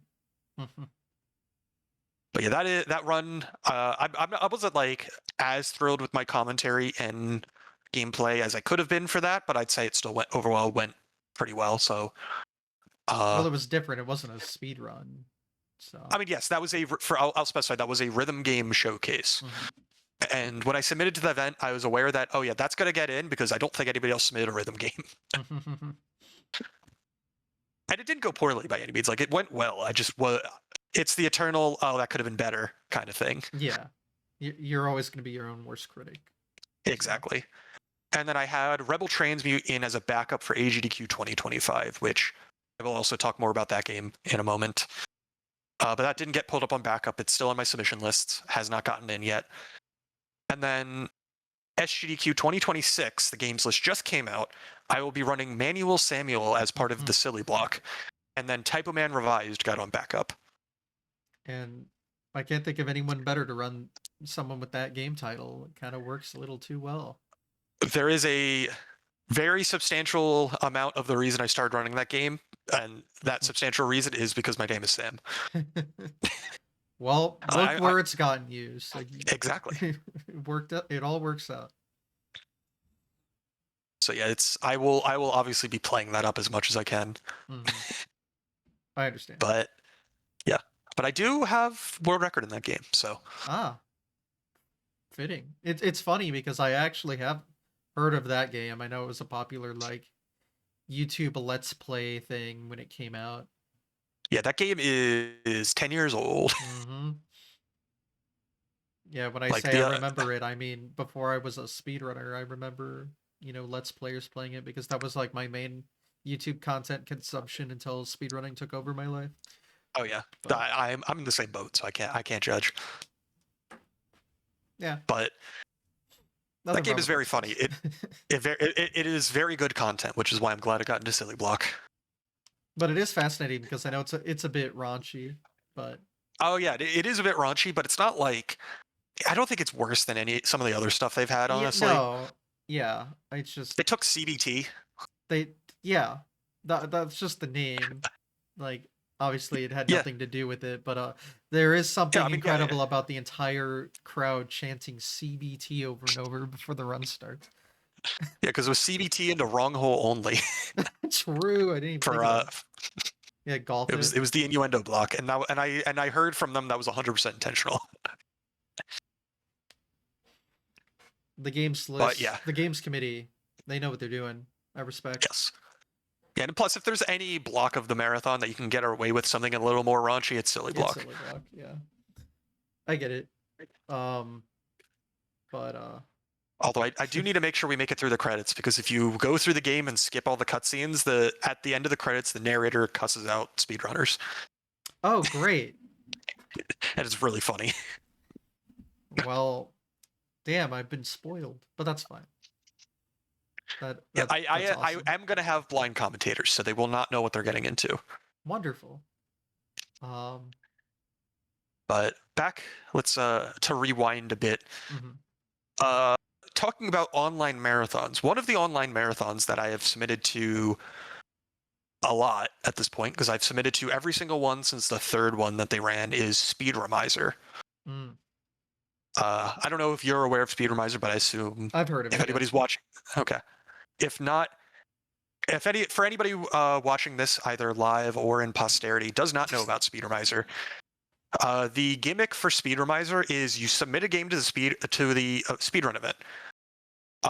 They randomize everything so that you get a speedrun that somebody else submitted, and now you have 3 months to learn that other speedrun and perform it at the event. It's such a cool concept. Yeah. Obviously, you're going to have very mixed results based on what people submit and what you get. Not every speedrun that I've gotten from the event has been a banger. Some of them have been very good, though. And the very first time I submitted to Speedrunner, the game that I received was Evoland. Oh, that's how you started. Okay. Exactly. Yeah, that's why it's an Fascinating. interesting story. Yes. Okay. And so not only was that the very first game that I learned as part of Speedrunner, I also actually stuck with that run, continued to speedrun it, and eventually ended up getting it into GDQ. So Yep. That's pretty cool. I'd say I'd say that's probably one of the more unique stories for a game ending up in GDQ. Yeah. No, that's sick.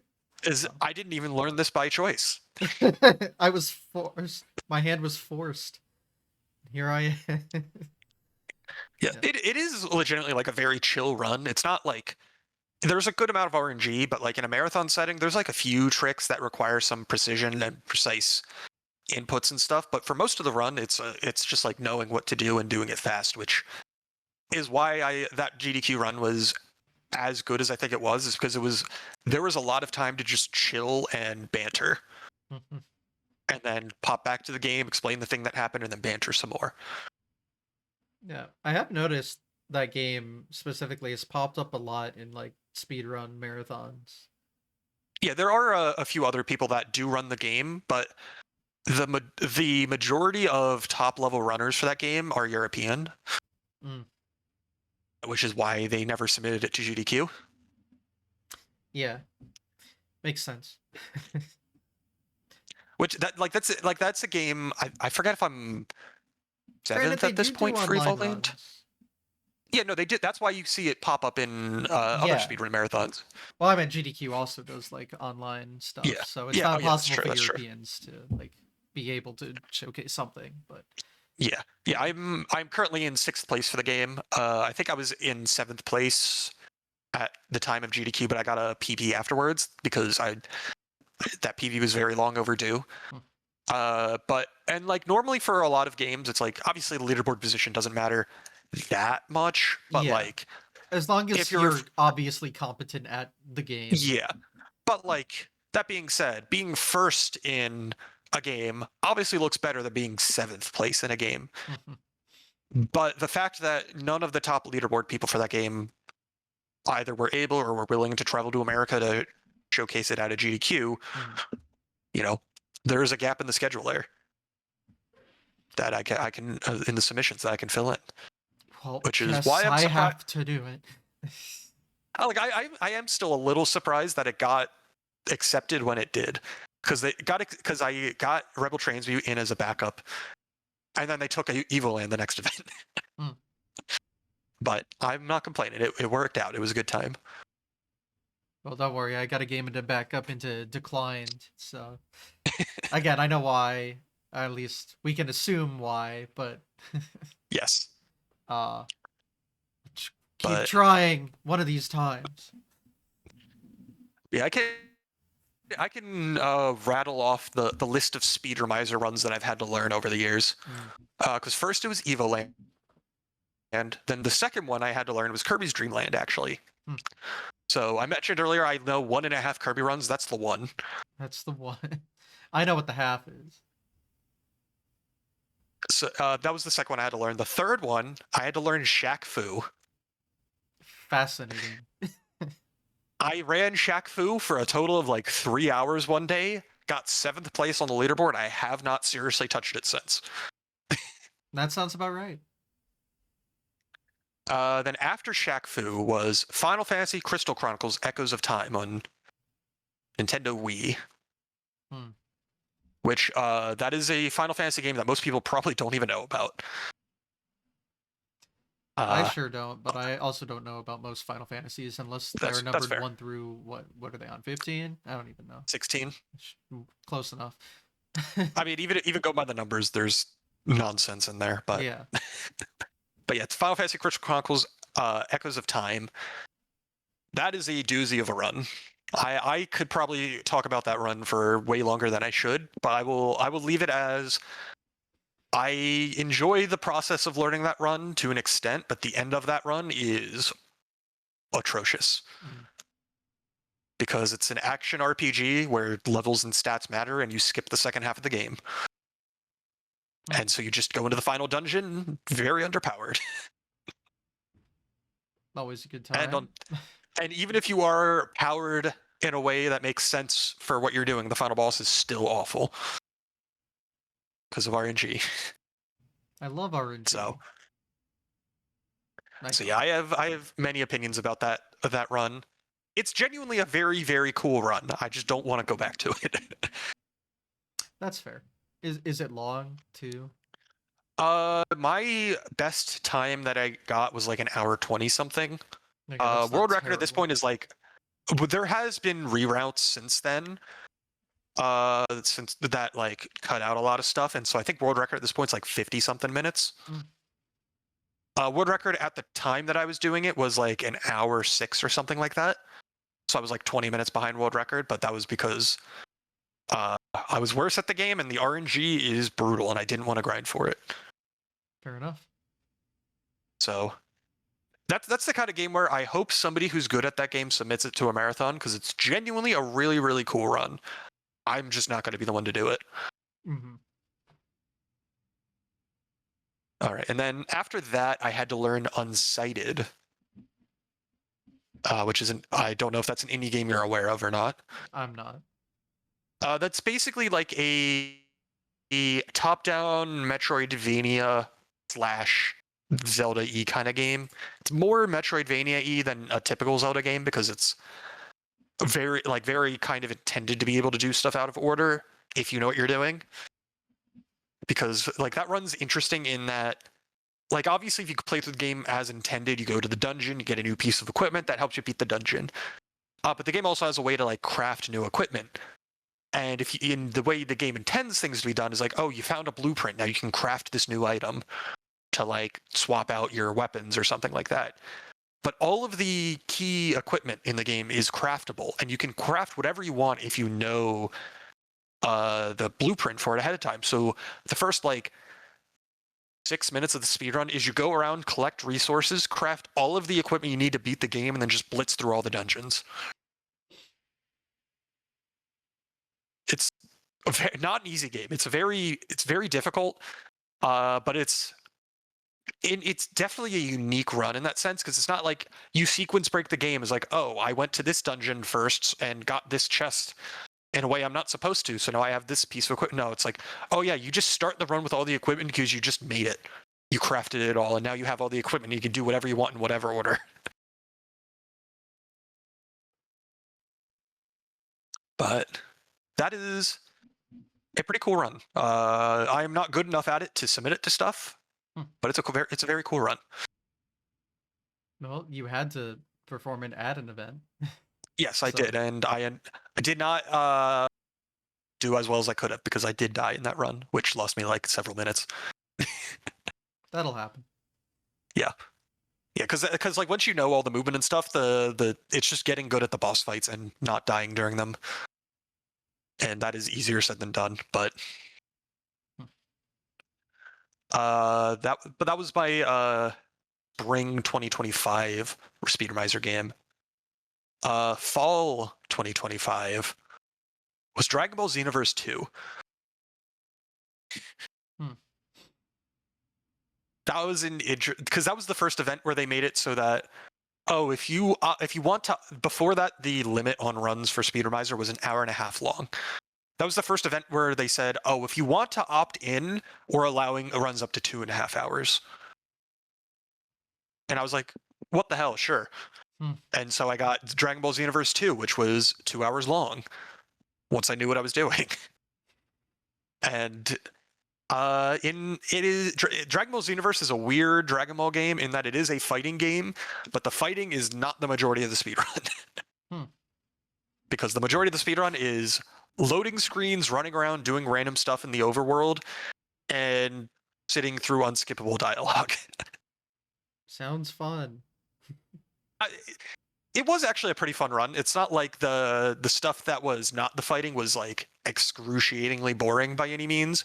And the fights, a lot of the fights still had like enough that went into them that like I couldn't just like turn off my brain and go through them. And losing obviously lost a lot of time, so I had to make sure I won all the fights. And so, like, I did have a good time learning that run, but it's also not a game that I would want to optimize, because then I also have to get good RNG, because all of the enemy AI obviously needs to cooperate in order to let you beat them quickly. Mm-hmm. Yeah, I don't run So games with RNG. I try yeah, not no, to anyway. I don't mind RNG in my runs, but there is definitely certain types of RNG that is better than others. Yeah. Yeah, and that brings us to today, where I have Air Memories of Old, which is another indie game that people probably don't know. I sure don't. Yeah, that game, basically imagine Skyward Sword overworld, but you are the bird when you want to be, and also almost all the islands have nothing on them. Cool. I am kind of mixed on this game at the moment. Hmm. The speedrun has some cool stuff in it, but it is interspersed with a lot of not too interesting stuff. But I'm learning it for the event, and I'm going to do my best to enjoy it anyway. Well, you're stuck with it now, so. Yes. I will say, for Speedermiser, if like you were to get a game that you can't play, or you're like, oh, I just can't do this speedrun for one reason or another, you can just talk to the organizers, try and swap it out for another game, talk to other runners, see if you could swap with them or something like that. It's not like you're stuck with it 100% of the time or anything, but I don't think it's as fun to back out once you get a game. Mm. I stick with it unless there's like an actual physical reason I cannot do it. Well, you're stuck with it then. Yes. Yeah, and Well, then I think the next game that I speedrun that people might know about is Rebel Transmute, which I do have some more interesting lore behind this one and me. all right. Because Rebel Transmute came out 2 years ago at this point. It's 2024, March of 2024. And the reason I started playing that game at launch is I backed it on Kickstarter. Hmm. And not only did I back it on Kickstarter, during the Kickstarter, they had a little speedrun contest for the demo. And I did not give myself enough time to properly learn it. And so I did not get a good time in that speedrun contest, but I still got third place. Hmm. And so I am in the credits as a backer, and I'm in the credits for that game as one of the top 5 runners for the speedrun contest. But because I backed the game on Kickstarter, I got a key for the game like a few days early, even because the Kickstarter backers got it when it launched on PC, not when it launched on console, and console came out a few days later. And so I've been playing that game since launch. That is the first game that I've really been involved with, like, ground floor routing at day one. And I'm also the like, there are other people that have done runs it, but I'm like the only one that's like seriously grinded the game in that kind of capacity. So yeah, nobody else is in record contention for it, which is unfortunate. But like, I didn't find most of the like tricks and skips for that run; those were found by other people. But the way the current route is structured, I was the one who was optimizing a lot of the bits and pieces of that, which was a good time. Because for anybody who doesn't know what Rebel Transmute is, it is a 2D indie Metroidvania.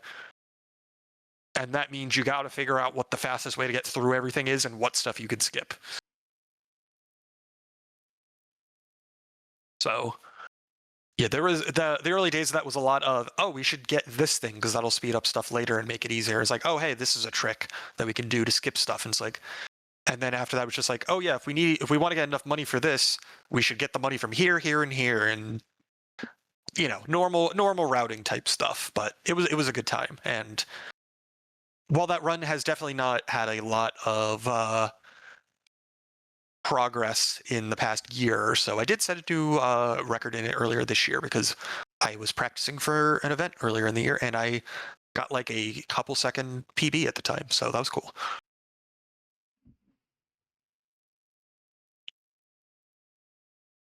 Cross my fingers it'll get into GDQ one day. It was on backup, just hasn't gotten pulled up yet, and hasn't gotten in since. Well, one of these times. Yes. But yeah, that is a speedrun that I think, I don't know if it's, I go so far as to say it's my favorite speedrun that I do, but it's definitely like top 2. Mm. If it's not number 1, just because the movement in that game is extremely fun. And for anybody who's ever played a Metroidvania, you know, like the starting movement set is not the same as the ending move set. And some games are like, oh yeah, it starts slow and then you get a couple upgrades and then the movement just starts getting crazy. This game is like, oh yeah, no, frame 1, there's already movement to optimize, and it just gets more piled on from there. Which is why that one's a lot of fun, is because it's like from the moment you start the run, you have to optimize your movement and use it to go as fast as you possibly can. And this is a more recent release. Yeah, this came out a little more than 2 years ago at this point. Okay. So a good amount of time can be put into it. Yes. Yeah, I know I have put a good amount of time into that game. Unfortunately, there is a big RNG check in the middle of it, but that is like the only really bad RNG thing in the game. The rest of it is minor RNG and optimizing your movement and combat. Because it's a Metroidvania, you got to get through the bosses fast. Apparently, every game needs some RNG check. From what I'm hearing today. Yes. Yeah, that if it wasn't for that RNG check, it would be my favorite speedrun. Like without any doubt. That one RNG check does drop it down just a little bit. Fair enough. But very fun game, very fun run. I wish more people would run it. It would be cool. But I understand there's too many games and people cannot run all of them. Truly a shame. And then I think I don't know if there was any other like one-off speedruns I did, but the most recent speedrun that I have picked up and put a lot of time into is just this year. I started speedrunning Escape from Ever After, which came out in January, so it is a very new game still. This is perfect after last week, where you had the Paper Mario episode, because Escape from Ever After is an indie Paper Mario like. I remember her talking about it actually. So, yeah. So yeah, Escape from Ever After Bug is, Fables. But Bug Fables is much older. Yes, Bug Fables. That's the thing. It's like Paper Mario is one of the first speedruns that I got interested in watching. Mm. I will not talk about the initial reason why, but JCOG is a big reason why I started watching speedruns in general back in 2021. And I've always said to myself, oh, I should learn Paper Mario as a speedrun, and then I never do. And then by proxy, like, you know what? I don't learn Paper Mario. I should learn like Bug Fables or something at the very least. And then I never did. And then Born of Bread came out, and I was like, you know what? This is also another Paper Mario inspired game. This is the one I'm going to finally learn. And then I never learned the speed. Escape from Ever After came out. I finally actually got myself to learn one of them. Third tries the charm. You need fourth try, if anything. Third indie inspired tries the charm. I mean, it's technically even the fourth, because there's also Under Hero, which is not directly the same gameplay, but it is still inspired by it. Whatever. But just never mind. No, it's fine. But Escape from Ever After is also another game I backed on Kickstarter. I backed it, I think, 2022, I want to say. Like December of 2022, I think was when that Kickstarter was, something like that. Maybe it was January, I don't remember exactly, but it took a while for it to finally come out. I played it it came out January 2026. Very good game. It would recommend. And then I decided to give the speedrun a shot. And, the first few weeks of that were very active for the game. It's died down a little bit at this point, unfortunately, because nobody's actively running it. But I do plan on going back to it once I don't have like 6 marathons lined up in the next 2 months. Good luck with that. Yeah, Seems exactly. like that's always a problem that you happen to have. Yeah, but that run is currently, it's like about 2.5 hours long.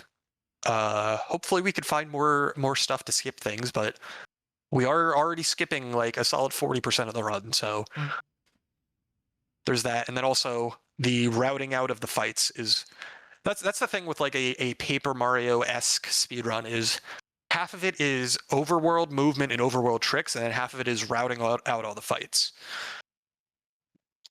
And we can skip almost every fight in Escape from Ever After except for a couple of the bosses, basically, and like a couple other required fights. And then there's the one chapter with like 20 required fights that you can't skip, but we don't talk about that one. Oh, okay. But like besides that one chapter, we do almost no fights. Like after the third chapter, the only things we fight are the required bosses, and that's it. So just Which is overworld fun. dodging.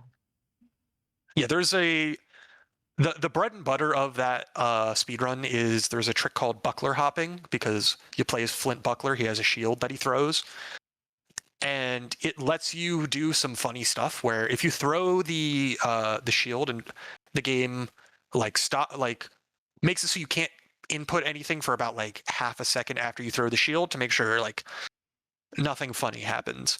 And if you throw it in midair, the game like halts your descent a little bit, so it like resets your gravity a little bit, like lowers it for a little while, so that like when you throw it in midair, it like, basically like you don't like throw it and immediately like plummet like a rock and it has to catch back up with you. It kind of like makes the animation a lot smoother when it's in midair. And because it locks your inputs, it doesn't like give you extra distance when you jump or anything like that. However, if you pause the game and unpause the game just gives you full control back, even if it's supposed to have locked your inputs. And so the way the trick works is you throw the shield, pause as quickly as possible so that you unpause the game and get your inputs back during that reduced gravity section. And if you jump during that, you just get like 2 to 3 times as much height as you're supposed to. And that just lets you skip so much of the game. Classic. So that is the bread and butter. And on top of that, it helps for dodging enemies, because if you get high enough above an enemy, they just lose sight of you. And so an enemy will lock onto you, aggro, you do the trick, and they just lose sight of you. You land on the ground, they see you again, do the trick again, they lose sight of you, and you just do that until they're out of range. Well, pretty broken. Yeah, it is. But it's not my favorite trick in the world by any means, because it is difficult to do it well. But it does allow for some very fun stuff in the run, so I am okay with it as a result. I do have to do some funny stuff, but it is what it is. You have to do funny stuff in every run. That's very important. But like for this, for some reason, I can't do this the inputs required to do this trick optimally on one controller. So for some reason, doing it on 2 controllers works better. Oh. I don't know why. So I just have like one controller on my lap, and that's the pause controller. Sure. Where I pause on the one controller and I jump on the other one and just do both inputs as close together as I can, and it works. What PGC? It does actually help for the dialogue mashing though, because it's easier to mash quickly on 2 controllers than one. And they allowed that as standard. Yeah, I mean, whether or not turbo is allowed for dialogue mashing is still kind of in limbo. I'm kind of in the camp of it's not that big a deal for text, and yeah, like if you want to use turbo basis, yeah, sure. It's like my general thoughts on turbo in general are, I'm not going to be the person who says we should add turbo, but I'm not going to be against it either. So it's like if people are like we want turbo so that we don't shred our hands mashing dialogue in this game, I'm like, sure, go for it. I'm just not going to be the person saying, hey, we should add turbo. And that's my stance for that game as well. It's just the people who use turbo have not been vocal enough, and so we haven't actually made a decision on it. All right. I'll probably bring it up again next time I get back to the game though. But that's a fun run. Well, we do some funny shenanigans in the battles as well near the end. So the battles are much like Paper Mario. Yeah, they're like turn-based. The game has the main character, Flint Buckler, and then you also get 4 additional partners throughout the game. And the way this game handles the battle system is you could swap either character out for anybody else.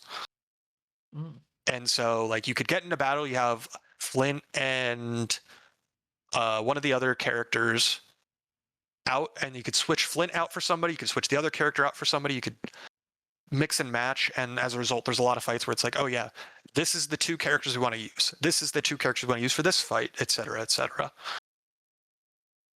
And because the badge equivalent, which are trinkets in that game, they are equipped on a per character basis. That also influences how things work out.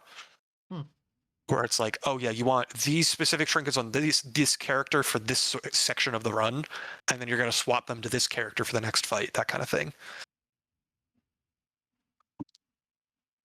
So there's a lot of cool strategies in the routing for these fights, especially at the end. Like the last 2 fights in the run, when I went into learning it, I thought they were going to be absolutely horrible, and then we came up with good strategies, and now they're actually really, really cool and really easy. It's funny how the hardest boss of the game is the Chapter 2 boss and not any of the final bosses. It be that way sometimes. Yeah. But yeah, that's a cool run. I did get that on backup for RPG Limit Break later this month, but unfortunately it's 2.5 hours, and that is a hard sell for a lot of marathons. Yeah. Unless it's Zelda. Yeah, that's unless it's Zelda or 3D Mario or something like that. Or Final Fantasy or Pokemon. Even 3D Mario, you don't see a lot of that long. Yeah, I mean, you see like Galaxy occasionally, which is over 2 hours. Yeah. I don't know. Yeah, I could see it being a hard sell. Yeah. But yeah, the Paper Mario talk remind me. I have 100% of Paper Mario now. Ooh. I know, I did. Including all the recipes? Yes. Oh. And you better believe I had to go all the way back through Chapter 8, all the way back to the town after I got the one thing I needed, and then walk all the way back through it. You better believe I did that. Did you have to look up all the recipes? Yes. Yep, that's good. You should do that. You should never do them without looking them up. I looked up everything, pretty much. Okay, that's fair. Just because, yeah. Yeah, I will say the game, outside of the recipes, the game at least kind of tells you where everything is. Yeah. If you're willing to spend some coins, but I don't blame you. Yeah, I was not. You don't like having I Spy on and walking into every single room in the entire game? Not really, no. Plus I needed all the coins for all the badges you have to buy with coins. So, but I did Good old Ralph. Yeah, I did it. I got everything. I beat the game. So. Now you can move on to the next one. Yeah, if I ever get my GameCube set up. I do have one. You could play the remake. But then I have to spend money. That's fair.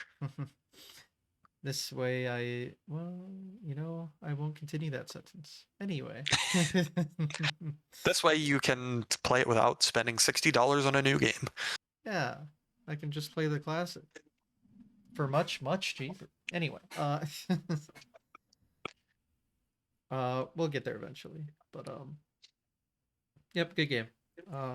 So now I'm a paper enjoyer. Now I understand Paper Mario discourse.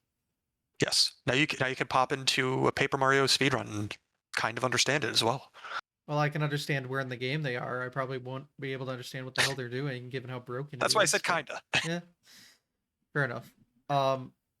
One thing we haven't talked about much: Nintendo World Championships. Yeah, that is true. We didn't talk about that yet. I need, because this is the one game we share connection with. I should probably hear about it. Yes. I mean, there's actually not as much of a story as this. It's just like, I think I saw somebody, like one of our friends, playing it on stream one day. I was like, oh, hey, that actually looks pretty fun. I think it was Philly specifically I saw playing on stream. I saw him playing it and was like, oh, hey, that seems kind of fun. $30, sure, why the hell not? I'll play it. Get a couple days of fun out of it. And then I ended up just like getting hooked on trying to lower all of my times. Speedrun brain. Yeah, exactly. But like that game does a very good job of hooking you. Like Yeah. it has its quirks, it has its small issues, but like the basic structure of it is very, very well set up. You know, it keeps track of all your times for you. It even rates your times up until a certain point. It keeps track of your total overall time. It saves all your input replays so you can watch back and see what you did. It's so it makes it very easy to see what other people did as well. It has the input display as well. It's a very, very well thought out speedrun adjacent game considering it's from Nintendo. Yeah. They even just copy and pasted Live Split. Almost Yeah, exactly. exactly. It's great. That's honestly that's the funniest part. It's so good. Because like the rest of the like UI is themed in this certain way, and then it's just Live Split copy paste in the bottom left. Wonderful. Yep. Yeah, so They knew what they were doing. I never really got like super serious into speedrunning it outside of like just for fun. I did like a couple legendary trial runs. I never really got like a super great time. I think my time's like 25 minutes or something, which is very improvable. I can do a lot better. I just haven't grinded it out. Like I mentioned for K-Star, which is the annual Kirby relay race, I joined in that on doing all of the Nintendo World Championships Kirby's Adventure challenges in a row. So I did learn and run that for a little while. Unfortunately, my performance in the relay was not up to my standards by any means, but it was fun at the very least. Something funny that they do for those events is like they tell every runner, it's like, hey, give us like a short blurb or like a meme or like an image, a GIF, video, etc. That will like put in the intro slides as like we're introducing each of the runners from each of the teams, because it's usually 3 Japanese teams and 2 Western teams. And so my submission for that was literally I just took a screenshot of one of the Kirby runs of one of the levels in Kirby's Adventure, and I just went through one of the doors that doesn't let you, and I just screenshot it saying, you can't go that way. Mm. Because the game doesn't like it when you do stuff that's not intended. Big no. Yeah. Strategy unavailable. Please restart. It's great. And apparently you blocked the line. Even when you don't block it. Literally, yeah. Like I only understand it if you're big Mario, you know. It's a one tile gap. You have to like crouch and have enough momentum. It's hard. Not impossible, but it is hard, especially if you break the brick to the right of Oh the yeah. invisible block. But it's not impossible, especially small only. So I don't know. Nintendo's weird. Big no. The big no, the big N. Yep. But But yeah, that I never got like you specialized in the Mario games, and that obviously I think yeah. Kirby was definitely one of the ones I focused the most time on, partially just because I like Kirby, partially because I think the Kirby challenges are some of the more interesting ones to get good at. Like I'm a big fan of the Kirby challenge where you're supposed to have fire and like go across all of the gaps of spikes, but if you want to do it optimally, you just don't do that and just damage boost across the entire thing. Which is that one's my favorite challenge because that's just really funny. Yeah, I think Kirby's the game I struggle with the most in terms of Yeah, optimization. And there's so yeah, many because fucking challenges for that game. oh yeah, there's that, and it's one of the games where lag is a big factor, Hmm. and you have to optimize out the lag essentially. Yeah. But it's a difficult one, but that's why I thought it was fun, is because it was challenging, but not in a way that required me to learn the entirety of Mario 1. Hmm. One of these days. Which Mm-hmm. I mean, I do want to go back and actually get a half decent time on that challenge, but I have not done it yet. Well, you better. This is a threat. But Yeah, I feel like that's blasphemy to come on here and saying I don't want to learn Mario 1. I kind of get it, but I don't know. I I'd get it more not wanting to do it on there as opposed to like Yeah, the original version. the Like input yeah, delay and everything. Yeah. Although apparently that doesn't really affect people that don't know what they're actually dealing with. Yeah, you That's me. pick up an actual console, you'll be like, holy shit, I can actually move the Mario. I'll, I do actually have a bit of a funny story related to that. Is like I am somebody who's like relatively blind to input delay as long as I get used to it. And so if you sit me in front of a setup and tell me to play a game on that setup, odds are I would not be able to tell you what the input delay is on that setup.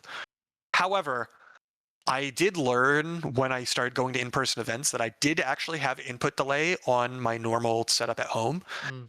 Because when I went to Pace and started practicing level head in the practice room on those monitor setups, I started like cutting corners too early and missing stuff by going too early. And I was like, oh, wait a second, there's less input delay here and that's messing me up. Mm-hmm.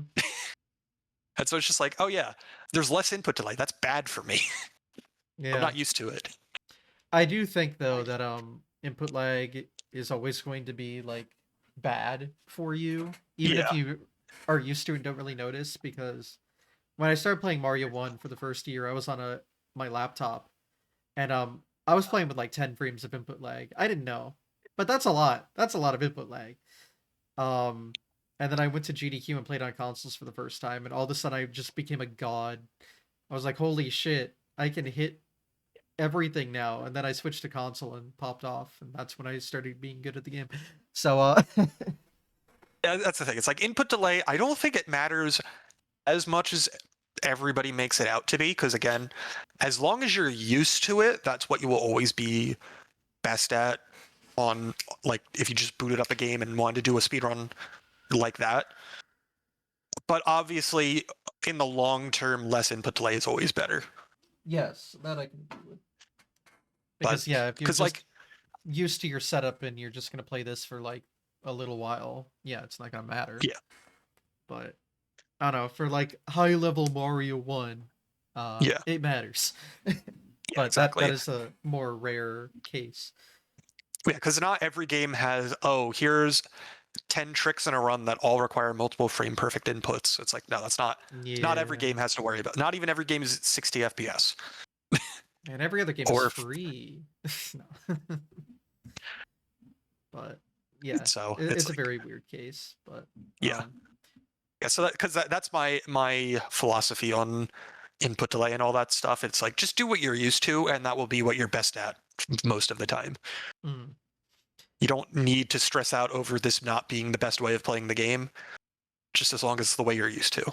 Although I will say again, for marathon runs, they're usually gonna have no input lag Yes. monitors. So you do, if you're gonna do a marathon run in person, you do have to eventually kind of make the swap to like, or at least swap at the event itself and get used to not having to deal with it. So Yeah.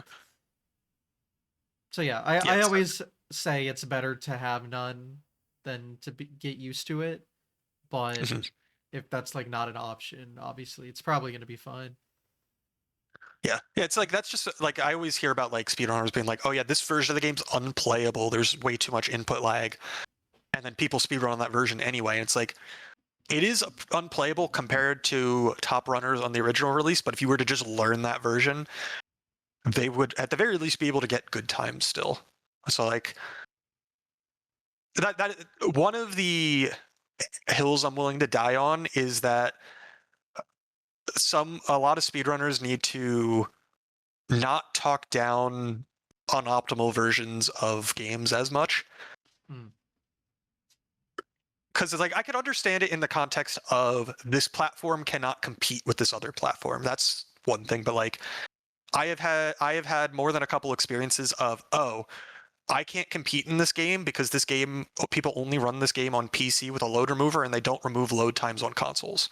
And so if I run this game on console, even if I were to perform the run better than the world record, I can't compete because they're not going to remove my loads.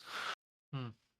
Or this game has PC only tricks that are not available on console, so I can't compete. Stuff like that. And it's like a lot of as a consequence of me not being a PC runner for a very long time is I've noticed when leaderboards do not care that people could run the game on console and just add it on SRC as an option, like as an Hmm. obligatory thing. Yeah, I get that being a bit annoying. So yeah, that's the soapbox that I get on from time to time is like, hey, if consoles can't compete with PC, either give us our own leaderboard or do things differently. Yeah. No, I can agree with that. Um, Because like at the end of the day, leaderboards don't matter that much, but like yeah, it's all it is arbitrary it is anyway. a little demoralizing to go into a game and know I could never get world record because I'm not playing on PC. And Yeah. there's literally no way for that to change without buying the game on PC and having a PC that can run the game well enough. Hmm. So, Yeah. Actually, that reminds me, the thing I find the most annoying that's kind of like that, it's not the same kind of idea, it's a little different, but New Super Mario Brothers Wii, they oh, only like remove load times if your time is good enough. oh, it's one of those. So there's like this weird gap where like these runs don't meet the threshold, so they're real time, and then these ones. So it makes the leaderboard all wacky looking. And I don't really Yeah, care. I don't run the game. I don't yeah, care that much. It just it's just weird as a outsider looking in. It just looks weird. yeah. Yeah, it's the same reason why it's like I always raise an eyebrow if I find out PC like a game run on PC is using like a speedrun mod or something like that as the default Mm, because I'm just like, oh hey, you could never run this game on console in that case because you can't mod the game on console mm-hmm. or stuff like that. It's like at the end of the day, do whatever's the most fun for you. Like I'm not faulting a game for developing a mod for making the run slightly more fun for one reason or another. It's like that's perfectly fine. It's just when that becomes the default and it just all of a sudden becomes, oh, you can only run it on PC now. Console can't ever be competitive in any context. Mm-hmm. See, So that's why all the games I run were console only and old, and yeah, it's great. Don't have to worry yeah. about I that. mean, I mean, even some of the old school games do have a bit of the stigma about like original hardware versus re-releases. Yeah, usually the And re-releases are different enough to. yeah, yeah, like a lot of the time, it's not a stigma in the sense that like they're not willing to give them other leaderboards, but like with like SM64, I know for a long time it was, oh yeah, N64 is the only real place to run it, Yeah. and that has obviously not been as bad in more recent years, but that is still kind of accepted to be the case. It's like, oh yeah, Yeah. the only world records that matter are the ones that Suigi has. Yes, like the bounty he put up, it's only if you beat Yeah, one of his times on N64. And I get it, and I agree that it should be separated the way it is because they are fundamentally different. Like you don't have to worry about lag in this yeah, version. But I mean they can still be competitive. yeah. That's the thing. It's like, They're just not the default. yeah, that's like where my soapbox is. It's like I'm not Mm-hmm. asking for consoles to be always on the same level as PC or anything like that, but it's just like don't ignore them either. Mm-hmm. And a lot to be fair, a lot of them ignore it because nobody puts a run in on on any of the consoles, and so therefore there's nobody to cater to in that sense. But like Mm-hmm. it is it's kind of like a catch-22. It's like nobody runs the games on console, so they don't make any rules accommodating them. And because they don't make any rules accommodating them, console runners are not incentivized to run it. Mm-hmm. So it's like An endless it's kind of a cycle of, catch-22. yeah. Um So Yep. At the very least, if they're different enough, you can always just make a subcategory for the yeah, platform. It's all you this is really need to actually do. this is actually a good segue into a game that I forgot to come back to earlier, which is Mm. Battle for Bikini Bottom Oh, Rehydrated. true. Because I forgot, I mentioned it earlier, but I kind of forgot to go back to it because I did actually get into fully speedrunning the game after my meme one spatula run that I did when it first came out. In part because the Xbox Series X came out. So a bit of history about the game. The game came out. It had a day one patch, and so therefore the physical version of the game had 1.0 on the disc. The game came out, and if you were to download the patch on day one, it would be 1.01. They continued to patch the game up to like 1.02, 1.03, and it's one, and the current patch category is 1.03 plus. So for all current patch runs, that's on that patch, and they split by patch because they changed a lot of things in each patch. Console 1.0 and PC 1.0 were not the same. PC originally PC 1.0 was thought to be similar to 1.0, like more towards the current patch on console, because the funny glitch that lets you warp straight to the final phase of the final boss was patched out. So the way the glitch works is you pause the game, you load up a stage to warp to that stage. You start the warp, and then you close the pause menu mid-warp, repause it, menu over to another stage, highlight a different level, and then close the pause menu and take the warp. And it'll take you to the last stage that you highlighted when it warps you. And so because of that, you can warp wherever you want in the game, even if you haven't unlocked it. That specific version of the glitch was patched out to be where you can't unpause the game while the warp takes place. And so the version of it that is still possible in the current day patch requires two input methods, where basically the menu works where you open up the stage, it has the list of levels you could select, and you press A on the one you want to warp to. If you press A twice on the same frame, it skips past the level select and just instantly goes to the warp menu, and so you could just warp to the first level in any stage, even if you don't have it unlocked. And so on PC, that was the only version of that glitch that was thought to be in the game at launch, while console had the faster version. So PC had to do the slower version of the category called Two Spatula, because you had to do both phases of the final boss, while console could just warp to the final boss, get all the abilities by warping to phase 1, and then warp to phase 2 and just do the last phase, which is One Spatula, which is faster. This game also had horrible load times on original Xbox One, PS4, and Switch. And so therefore, the fastest way to run the game was when the game first came out was on an Xbox One X. And then the Xbox Series X came out and was even faster with the load times. And I ended up getting one. And so then I realized, oh yeah, I can actually like run this game and be competitive now because I have good load times. And the second secret thing there that made it so I could do that is when 1.01 was still around.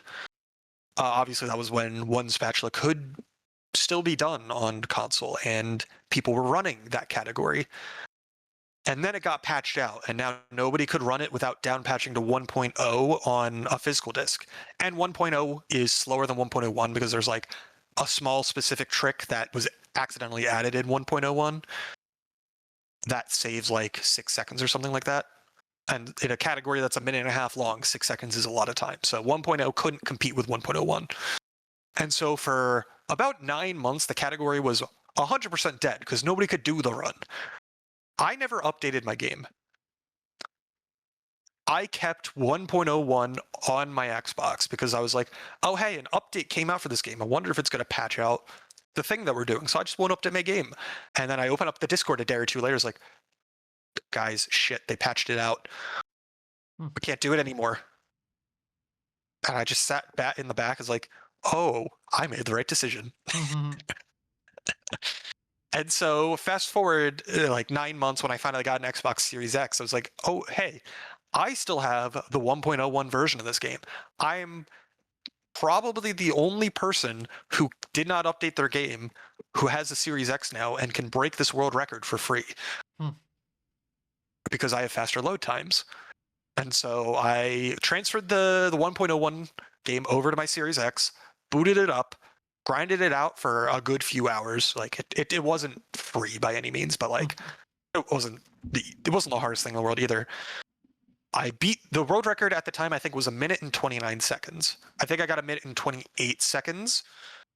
Post it to YouTube, and then because hey, I got a world record in this game, and people were commenting like, what? How? Why do you have this version of the game? What did you do? I just literally told us like, yeah, I never updated my game. So like, yeah, it's kind of cheap that I'm taking a world record that nobody else can get, but like, not my Change your fault. rules then, I guess. Well, it's not even a rules issue because it's literally Yeah, I like, oh guess yeah, so. no, they can't do it is the problem because Yeah. that's the nature of modern console gaming is that if a patch is not on a disc or the current version, you cannot acquire it legally, Mhm. and in some cases you can't acquire it at all. Yeah. So, and I ended up improving that time down to a minute 20, so I didn't just beat it on load times. I also beat it in execution, but also initially I only beat it because of the load times. And that was what got me back into the game in the first place about a year after I initially did that first speed run. And so I started running like all of the short categories. I ran like one spatula, two spatula on the current patch as well, a couple of the meme categories as well, because all of those were free world records on console.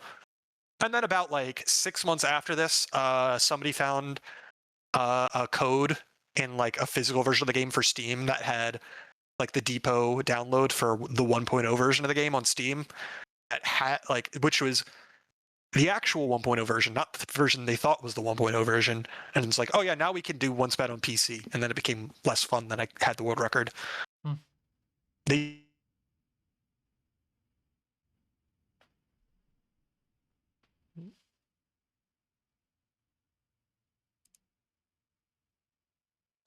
What my happened? internet my Oh, internet okay. got weird for a second.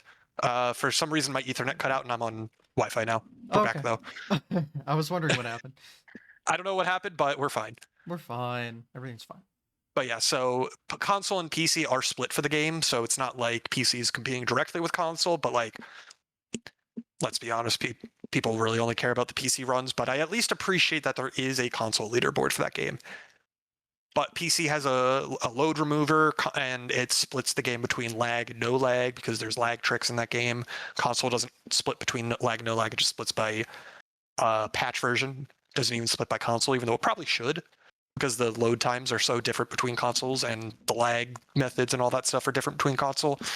That game's a Ooh. Part two.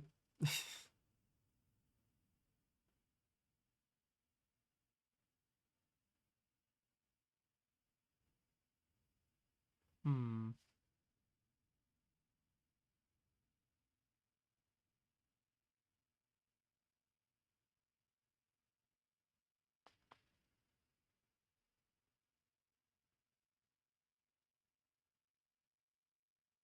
Which, yeah, it's not my side. Well, please hold. yeah. My Okay, okay. some reason my Ethernet does this thing where it just cuts out, and then if it doesn't cut back in right away, I have to unplug it, or else it is a dead Ethernet connection and doesn't connect to Wi-Fi. I don't know why it does that. It's annoying. Lovely. I uh, I used to have all sorts of internet issues, especially my first like handful of episodes of this. Like every episode, my internet would cut out multiple times during it. It's great. Yeah, no, But anyway, it's we're good. we're good. We're chilling. Big chilling. But yeah, back to where did I cut out in what I was talking about? Um, where exactly? You had just mentioned about how the leaderboard split the consoles and PC versions. Okay. So yeah, it does split between console and PC. PC has a load remover, console doesn't, but Mhm. so by proxy, PC is the one that people care more about. But I at least appreciate that there is that split in the first place. Yeah. But I did Especially later if they're go gonna back. time it differently. Yeah, exactly. Like it's not like it's impossible to compare them directly unless you remove the loads on console, because Mhm. even without that, the loads on console are worse than the loads on PC. So it's like even that alone makes it less competitive. Yep. But yeah, I did eventually go back and learn all of the main categories for that game. I think like 2022 or so. I ran the main category for the game is 77 spatula, which is basically beat the game without warping straight to the end. 77. That's like the old, yeah, exactly. It is 70 star where it just bans the one thing that breaks the entire game. Yeah, one spatula Therefore, 0 star, two spatulas 1 star, 77 is yeah, 70. exactly. I get it. I get it now. And, and then 100 spat is obviously 100% the game, but 100%. anything goes in the process. And that run is very funny as a result. Mm. Because the funny thing about that run, current patch is fastest, despite them fixing the glitch that makes it so you can warp anywhere, because I don't know if you've ever played the original or the remake of I Battle haven't for yet, no. Bikini Bottom. Yeah, so, but there are 8 spatulas that you get by buying them from Mr. Krabs with shiny objects, which is the currency in the game. They lowered the prices by the time it gets to the current patch to the point where you need to spend so much less time grinding for money, and therefore you save more time by not grinding out the extra money than you would save by having that warp glitch. So that's why 100 spat is fastest on the current patch. And it's like a difference of like 15 or 20 minutes. Jesus Christ. Yeah, and like in current 100%, we only need to spend like 10 or 15 minutes grinding out the money. I did a run on 1.01, partially just as a meme. I spent 30 minutes grinding money. Good God. And that's with good load times. There is a run on the leaderboard that is on Switch. That was the old 1.01 world record by Punchshot. Because he was on Switch, I think he spent a full hour grinding money in that run. Because the load times are so bad. Yeah, no, I'm good. Yeah. And this is for a run that is under 2 hours long. So like half the run is grinding money. Yeah, it's like Great. the PC world record I want to say is like a low 120. I have like a 140 something. Partially because there is a new glitch that was found that I haven't gone back and gotten a new 100 spat run with it in there, which would save a good amount of time, among other things like playing better. Can always play better. Yes, that is very true for that game. That game is not an easy speedrun. But yeah, it has a funny flying glitch that is kind of ass, but is also pretty cool. Because basically this was found like 2 years ago. It's like relatively recent in the scheme of things, because for a game that came out in 2020. Basically, what you do is you talk to an NPC right after attacking, close their dialogue before your attack finishes, and then you get a glitch called the infinite attack glitch, where basically if you spam the attack button, you can just continue restarting your attack over and over again without the animation finishing. No idea why that happens, but that's how it works.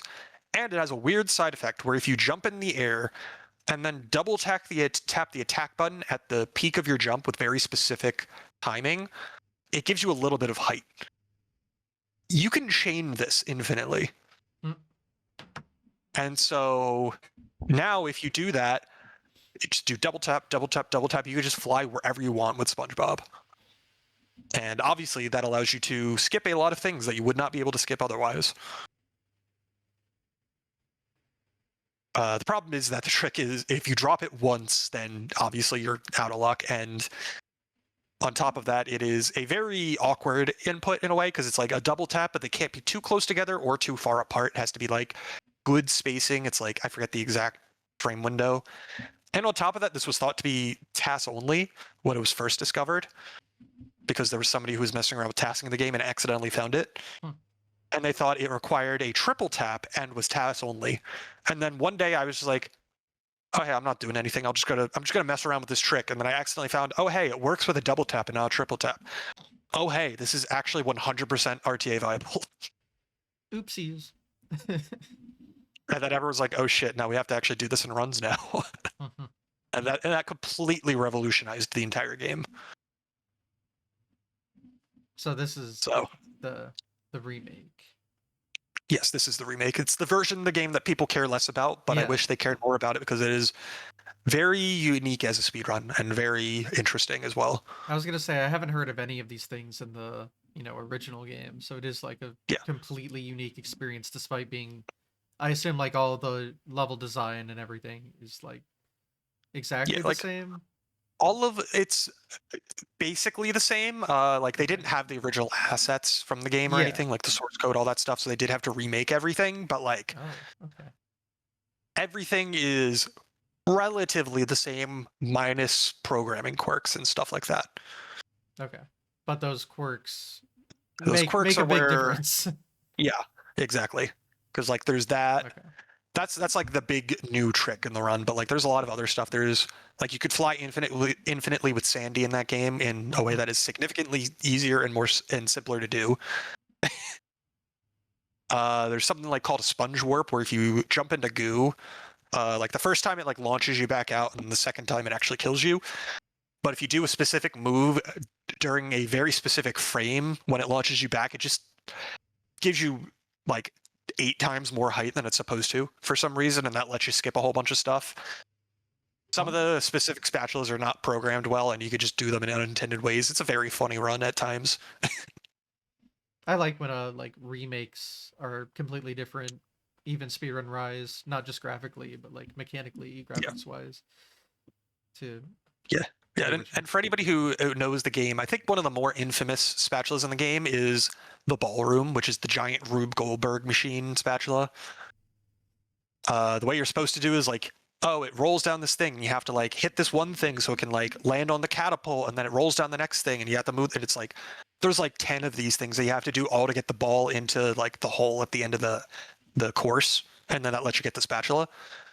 Yeah, in speedruns, we just like line ourselves up under the path that it rolls along. And so 5 seconds after spawning the ball, we just jump up into it with a specific move, launch it into the air, and just hope it lands where it needs to, and just finish it that way. It is consistent. And that if you do it correctly on the same frame from the same positioning every time, it'll work. It's just good luck getting it to work every single time. But it's really funny when it does work.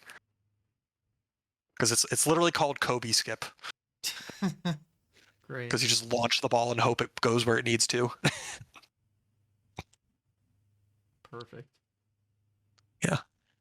So that is of the runs that I know, that is the one that I hope the most somebody actually submits to GDQ, because that is genuinely a very, very cool run, and it's SpongeBob, so people would want to watch it. The only issue is I'm not good enough right now. I'm not good enough to justify submitting it. I could probably get good enough, but it would take a lot of effort. Rehydrated hasn't been on GDQ yet? Nope. Huh. It's been at Pace a few times, but it has not been on in a mainline event because all of the top runners have not submitted it, which is a shame. Okay. Because I know one of the top runners is going to SGDQ because he has another SpongeBob game in. Yeah, Titans. Chaos. No. Is it Titans of the Tide? Yeah, it's with Titans of the Tide. Okay. Yeah, because Kaons and Punch Shot are racing it. And Kaons is I forget if he still has the world record, but he has had the world record multiple times in the past since the flying glitch was found. Okay. And so he is without a doubt probably the best person to submit that if he wants to. I hope he does someday. Yeah. But if not, maybe I'll get good enough someday to justify submitting it. Yeah, because they totally accept it because they've done Cosmic Shake and now they're doing Titans of Tide. There's no reason why it wouldn't get in. It's a SpongeBob game that is under an hour. It's a remake of the most popular SpongeBob game ever. Mm-hmm. And it's also a really cool speedrun. Yeah, and it's unique enough. Arguably, I haven't actually seen the Titans of the Tide speedrun yet because I haven't played it yet, but I already know it's better than the Cosmic Shake speedrun at the very least. Yeah, I would hope they do that over just like the original BFBB again. So yeah, here's hoping. That sounds like it'd be, again, a unique showcase. I love when they do things that have never been shown off before. So especially if they're like something people would like at least have an idea, and then also be surprised because like, oh yeah, I'm familiar with the regular game. Nope, this is a little different. Yeah, that's the fun part about remake speedruns as a whole. It's just like, oh yeah, it's the game you know and love, but now it's different and cool in different ways. Oh yeah. But yeah, I do actually have another funny story with rehydrated speedrunning specifically. I did submit it to a couple online marathons. I kind of stopped because I'm very rusty and I would need to spend a lot of time derusting it and getting better at it if I want to start submitting it again. But one of the marathons I submitted it to was a Multithon 2023, I think it was that year. I just submitted it because like, oh hey, you have multiple characters, it fits the theme, blah blah blah. And one day I just got a DM from Osmore. It's like, hey, So Jaxler submitted the SpongeBob SquarePants movie game with the exact same estimate as you did for your SpongeBob game. Do you want to race? That's fun. And so that was how I like properly met Jaxler for the first time. Is we raced two completely different SpongeBob games for a speedrun marathon. That just happened to fall on the same estimate. Exactly. Wonderful.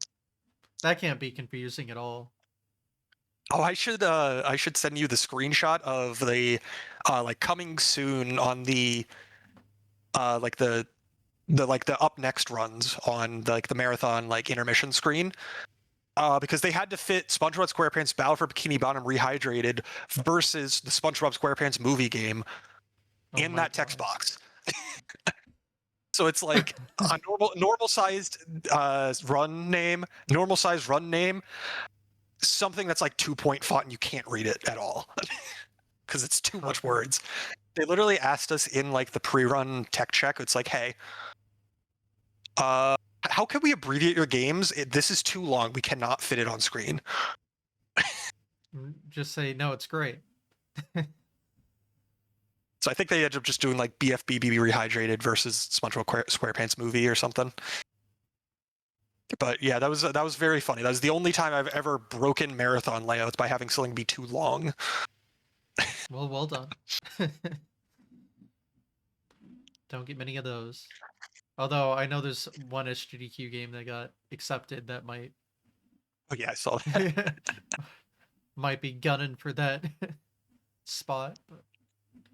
But that's for tech to figure out when the time comes.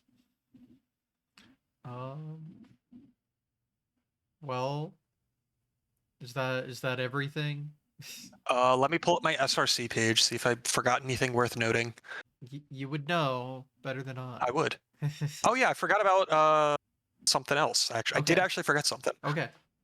It is in the similar vein as Speedermiser, but it was put on by the Indie Explorer League, which is run by Selkuth Mind. She put together an event at one point, which is basically like Speedermiser, but all of the games have to be like not too well known. Garbage. And so I no, not garbage. More so. Oh, this is an indie game. Yeah, this isn't Kusa Grande. Well, even that sometimes. Yeah, because that's the thing. Kuso Grande games, some of those are popular. Yeah. No, it was basically like obscure / indie games were the vibe that you were to submit for it, and so I submitted to that. I got a game in return, and I had to learn Yars Rising for it. Oh, so that's how you started that game. Okay. Exactly. I'm noticing a theme because I forget. I don't think you were at PAX West 2024. No, I was not. Yeah, you were not. But they had a whole Yars Rising setup. Oh yeah, and I just Atari had a remember booth? that. Yeah, there was an Atari booth, and I just happened to Nice. remember that.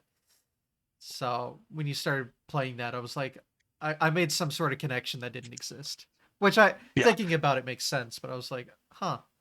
Because I think someone that I was with said they wanted to play it. So anyway, that's why I know about it. And then I recently actually played Atari 50 because I love old Atari stuff, and obviously Yars Revenge is a huge like talking point. Yeah, so it's one of the big ones. one Yeah, of the big Yars Rising is the way Yars Rising did things. It's by WayForward. They're the ones who made it, and they're known for Shantae, Mighty Switch Force, that kind of stuff. The way they went about making a modern reimagining of Yars is interesting because it's a 2D Metroidvania fundamentally. But throughout the game, there's tons of hacking minigames, and the hacking minigames are based off of the Yars Revenge gameplay. And so that's how they like meshed those two things together. And then there's also like a whole bunch of levels based on like other Atari games. Like there's ones based on like Missile Command. One of the bosses is even named Missile Commander. There's like some Pong stuff in there, etc., etc. There's like that game is just full of like 8 billion Atari references. Love that. Yeah. So like if you are aware of Atari history and stuff like that, you will probably get a kick out of a lot of the Easter eggs in that game. Like the game takes place in Syzygy City. Oh wow. For Yeah. The old Atari name, for those who don't know. yeah, yeah, exactly. Like there's a couple songs on the soundtrack. Like one of them is called Heavy Sixer. One of them is called 1982, which is the year Yeah. Yars came out originally. Stuff like that. So it's like they did their best to like fit in as much random Atari history as they could, Yeah, while that also makes me making their interested. own game Yeah, that in the actually makes me process. very interested in Yeah, it then. it's It's like funny because I know the dev of Yars Rising, it's such a great game, and then he made a ET. Oopsies. yeah, that wasn't his fault. The I fact that know, ET but it is funny. the fact that ET was as playable as it was is only because he knew what he was doing. True.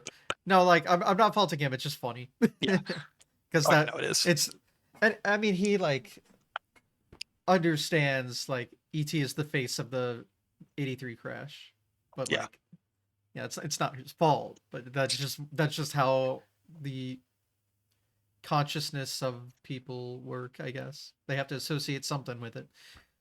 And that was the one. but yeah, because of that event, I ended up speedrunning Yars Rising for a good handful of time, and maybe I'll come back to it someday. But uh, the people who were responsible for it being in that event are way better at it than me, and they have not stopped playing it since then. So Mm-hmm. therefore, I can no longer compete. Fair enough. But it was a fun run for the time. It was not an easy run because some of the boss fights are very difficult to do with no upgrades of any kind, really. Mm. But and also like getting good at the Atari style mini games, like with the Yars gameplay, those are actually legitimately very difficult to do fast at times.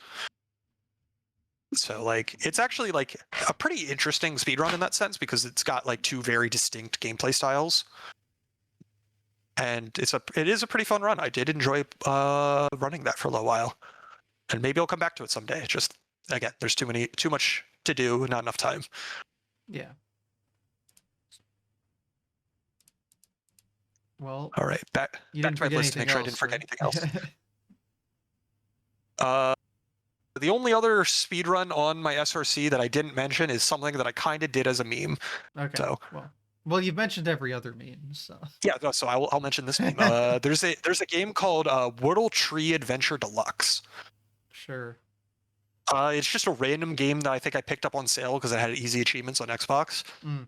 But I don't know why, but for some reason I just looked at the SRC page for it. It was like, oh, things are like split up by console. That's interesting. Why is Xbox 4 minutes faster than every other console? Because every other console was like 5 or 6 minutes long. The time on Xbox was 2 minutes. Oh, okay.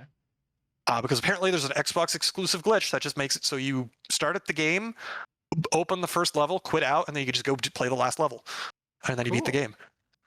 And so I saw that, and it was like, oh, that's kind of funny. I kind of want to grind that for a little bit. So I grinded it and then got world record by 2 seconds because it's funny. As sticking with the theme of the episode. Exactly. Because it's really funny that the only console that has that glitch is Xbox for some reason. And you are the Xbox guy, so. That is me. I am the Xbox guy. Mm-hmm. All right. Well, that is funny. But all right, there's your speedrun history, I guess. It's Yeah. everything. Everything that I remembered.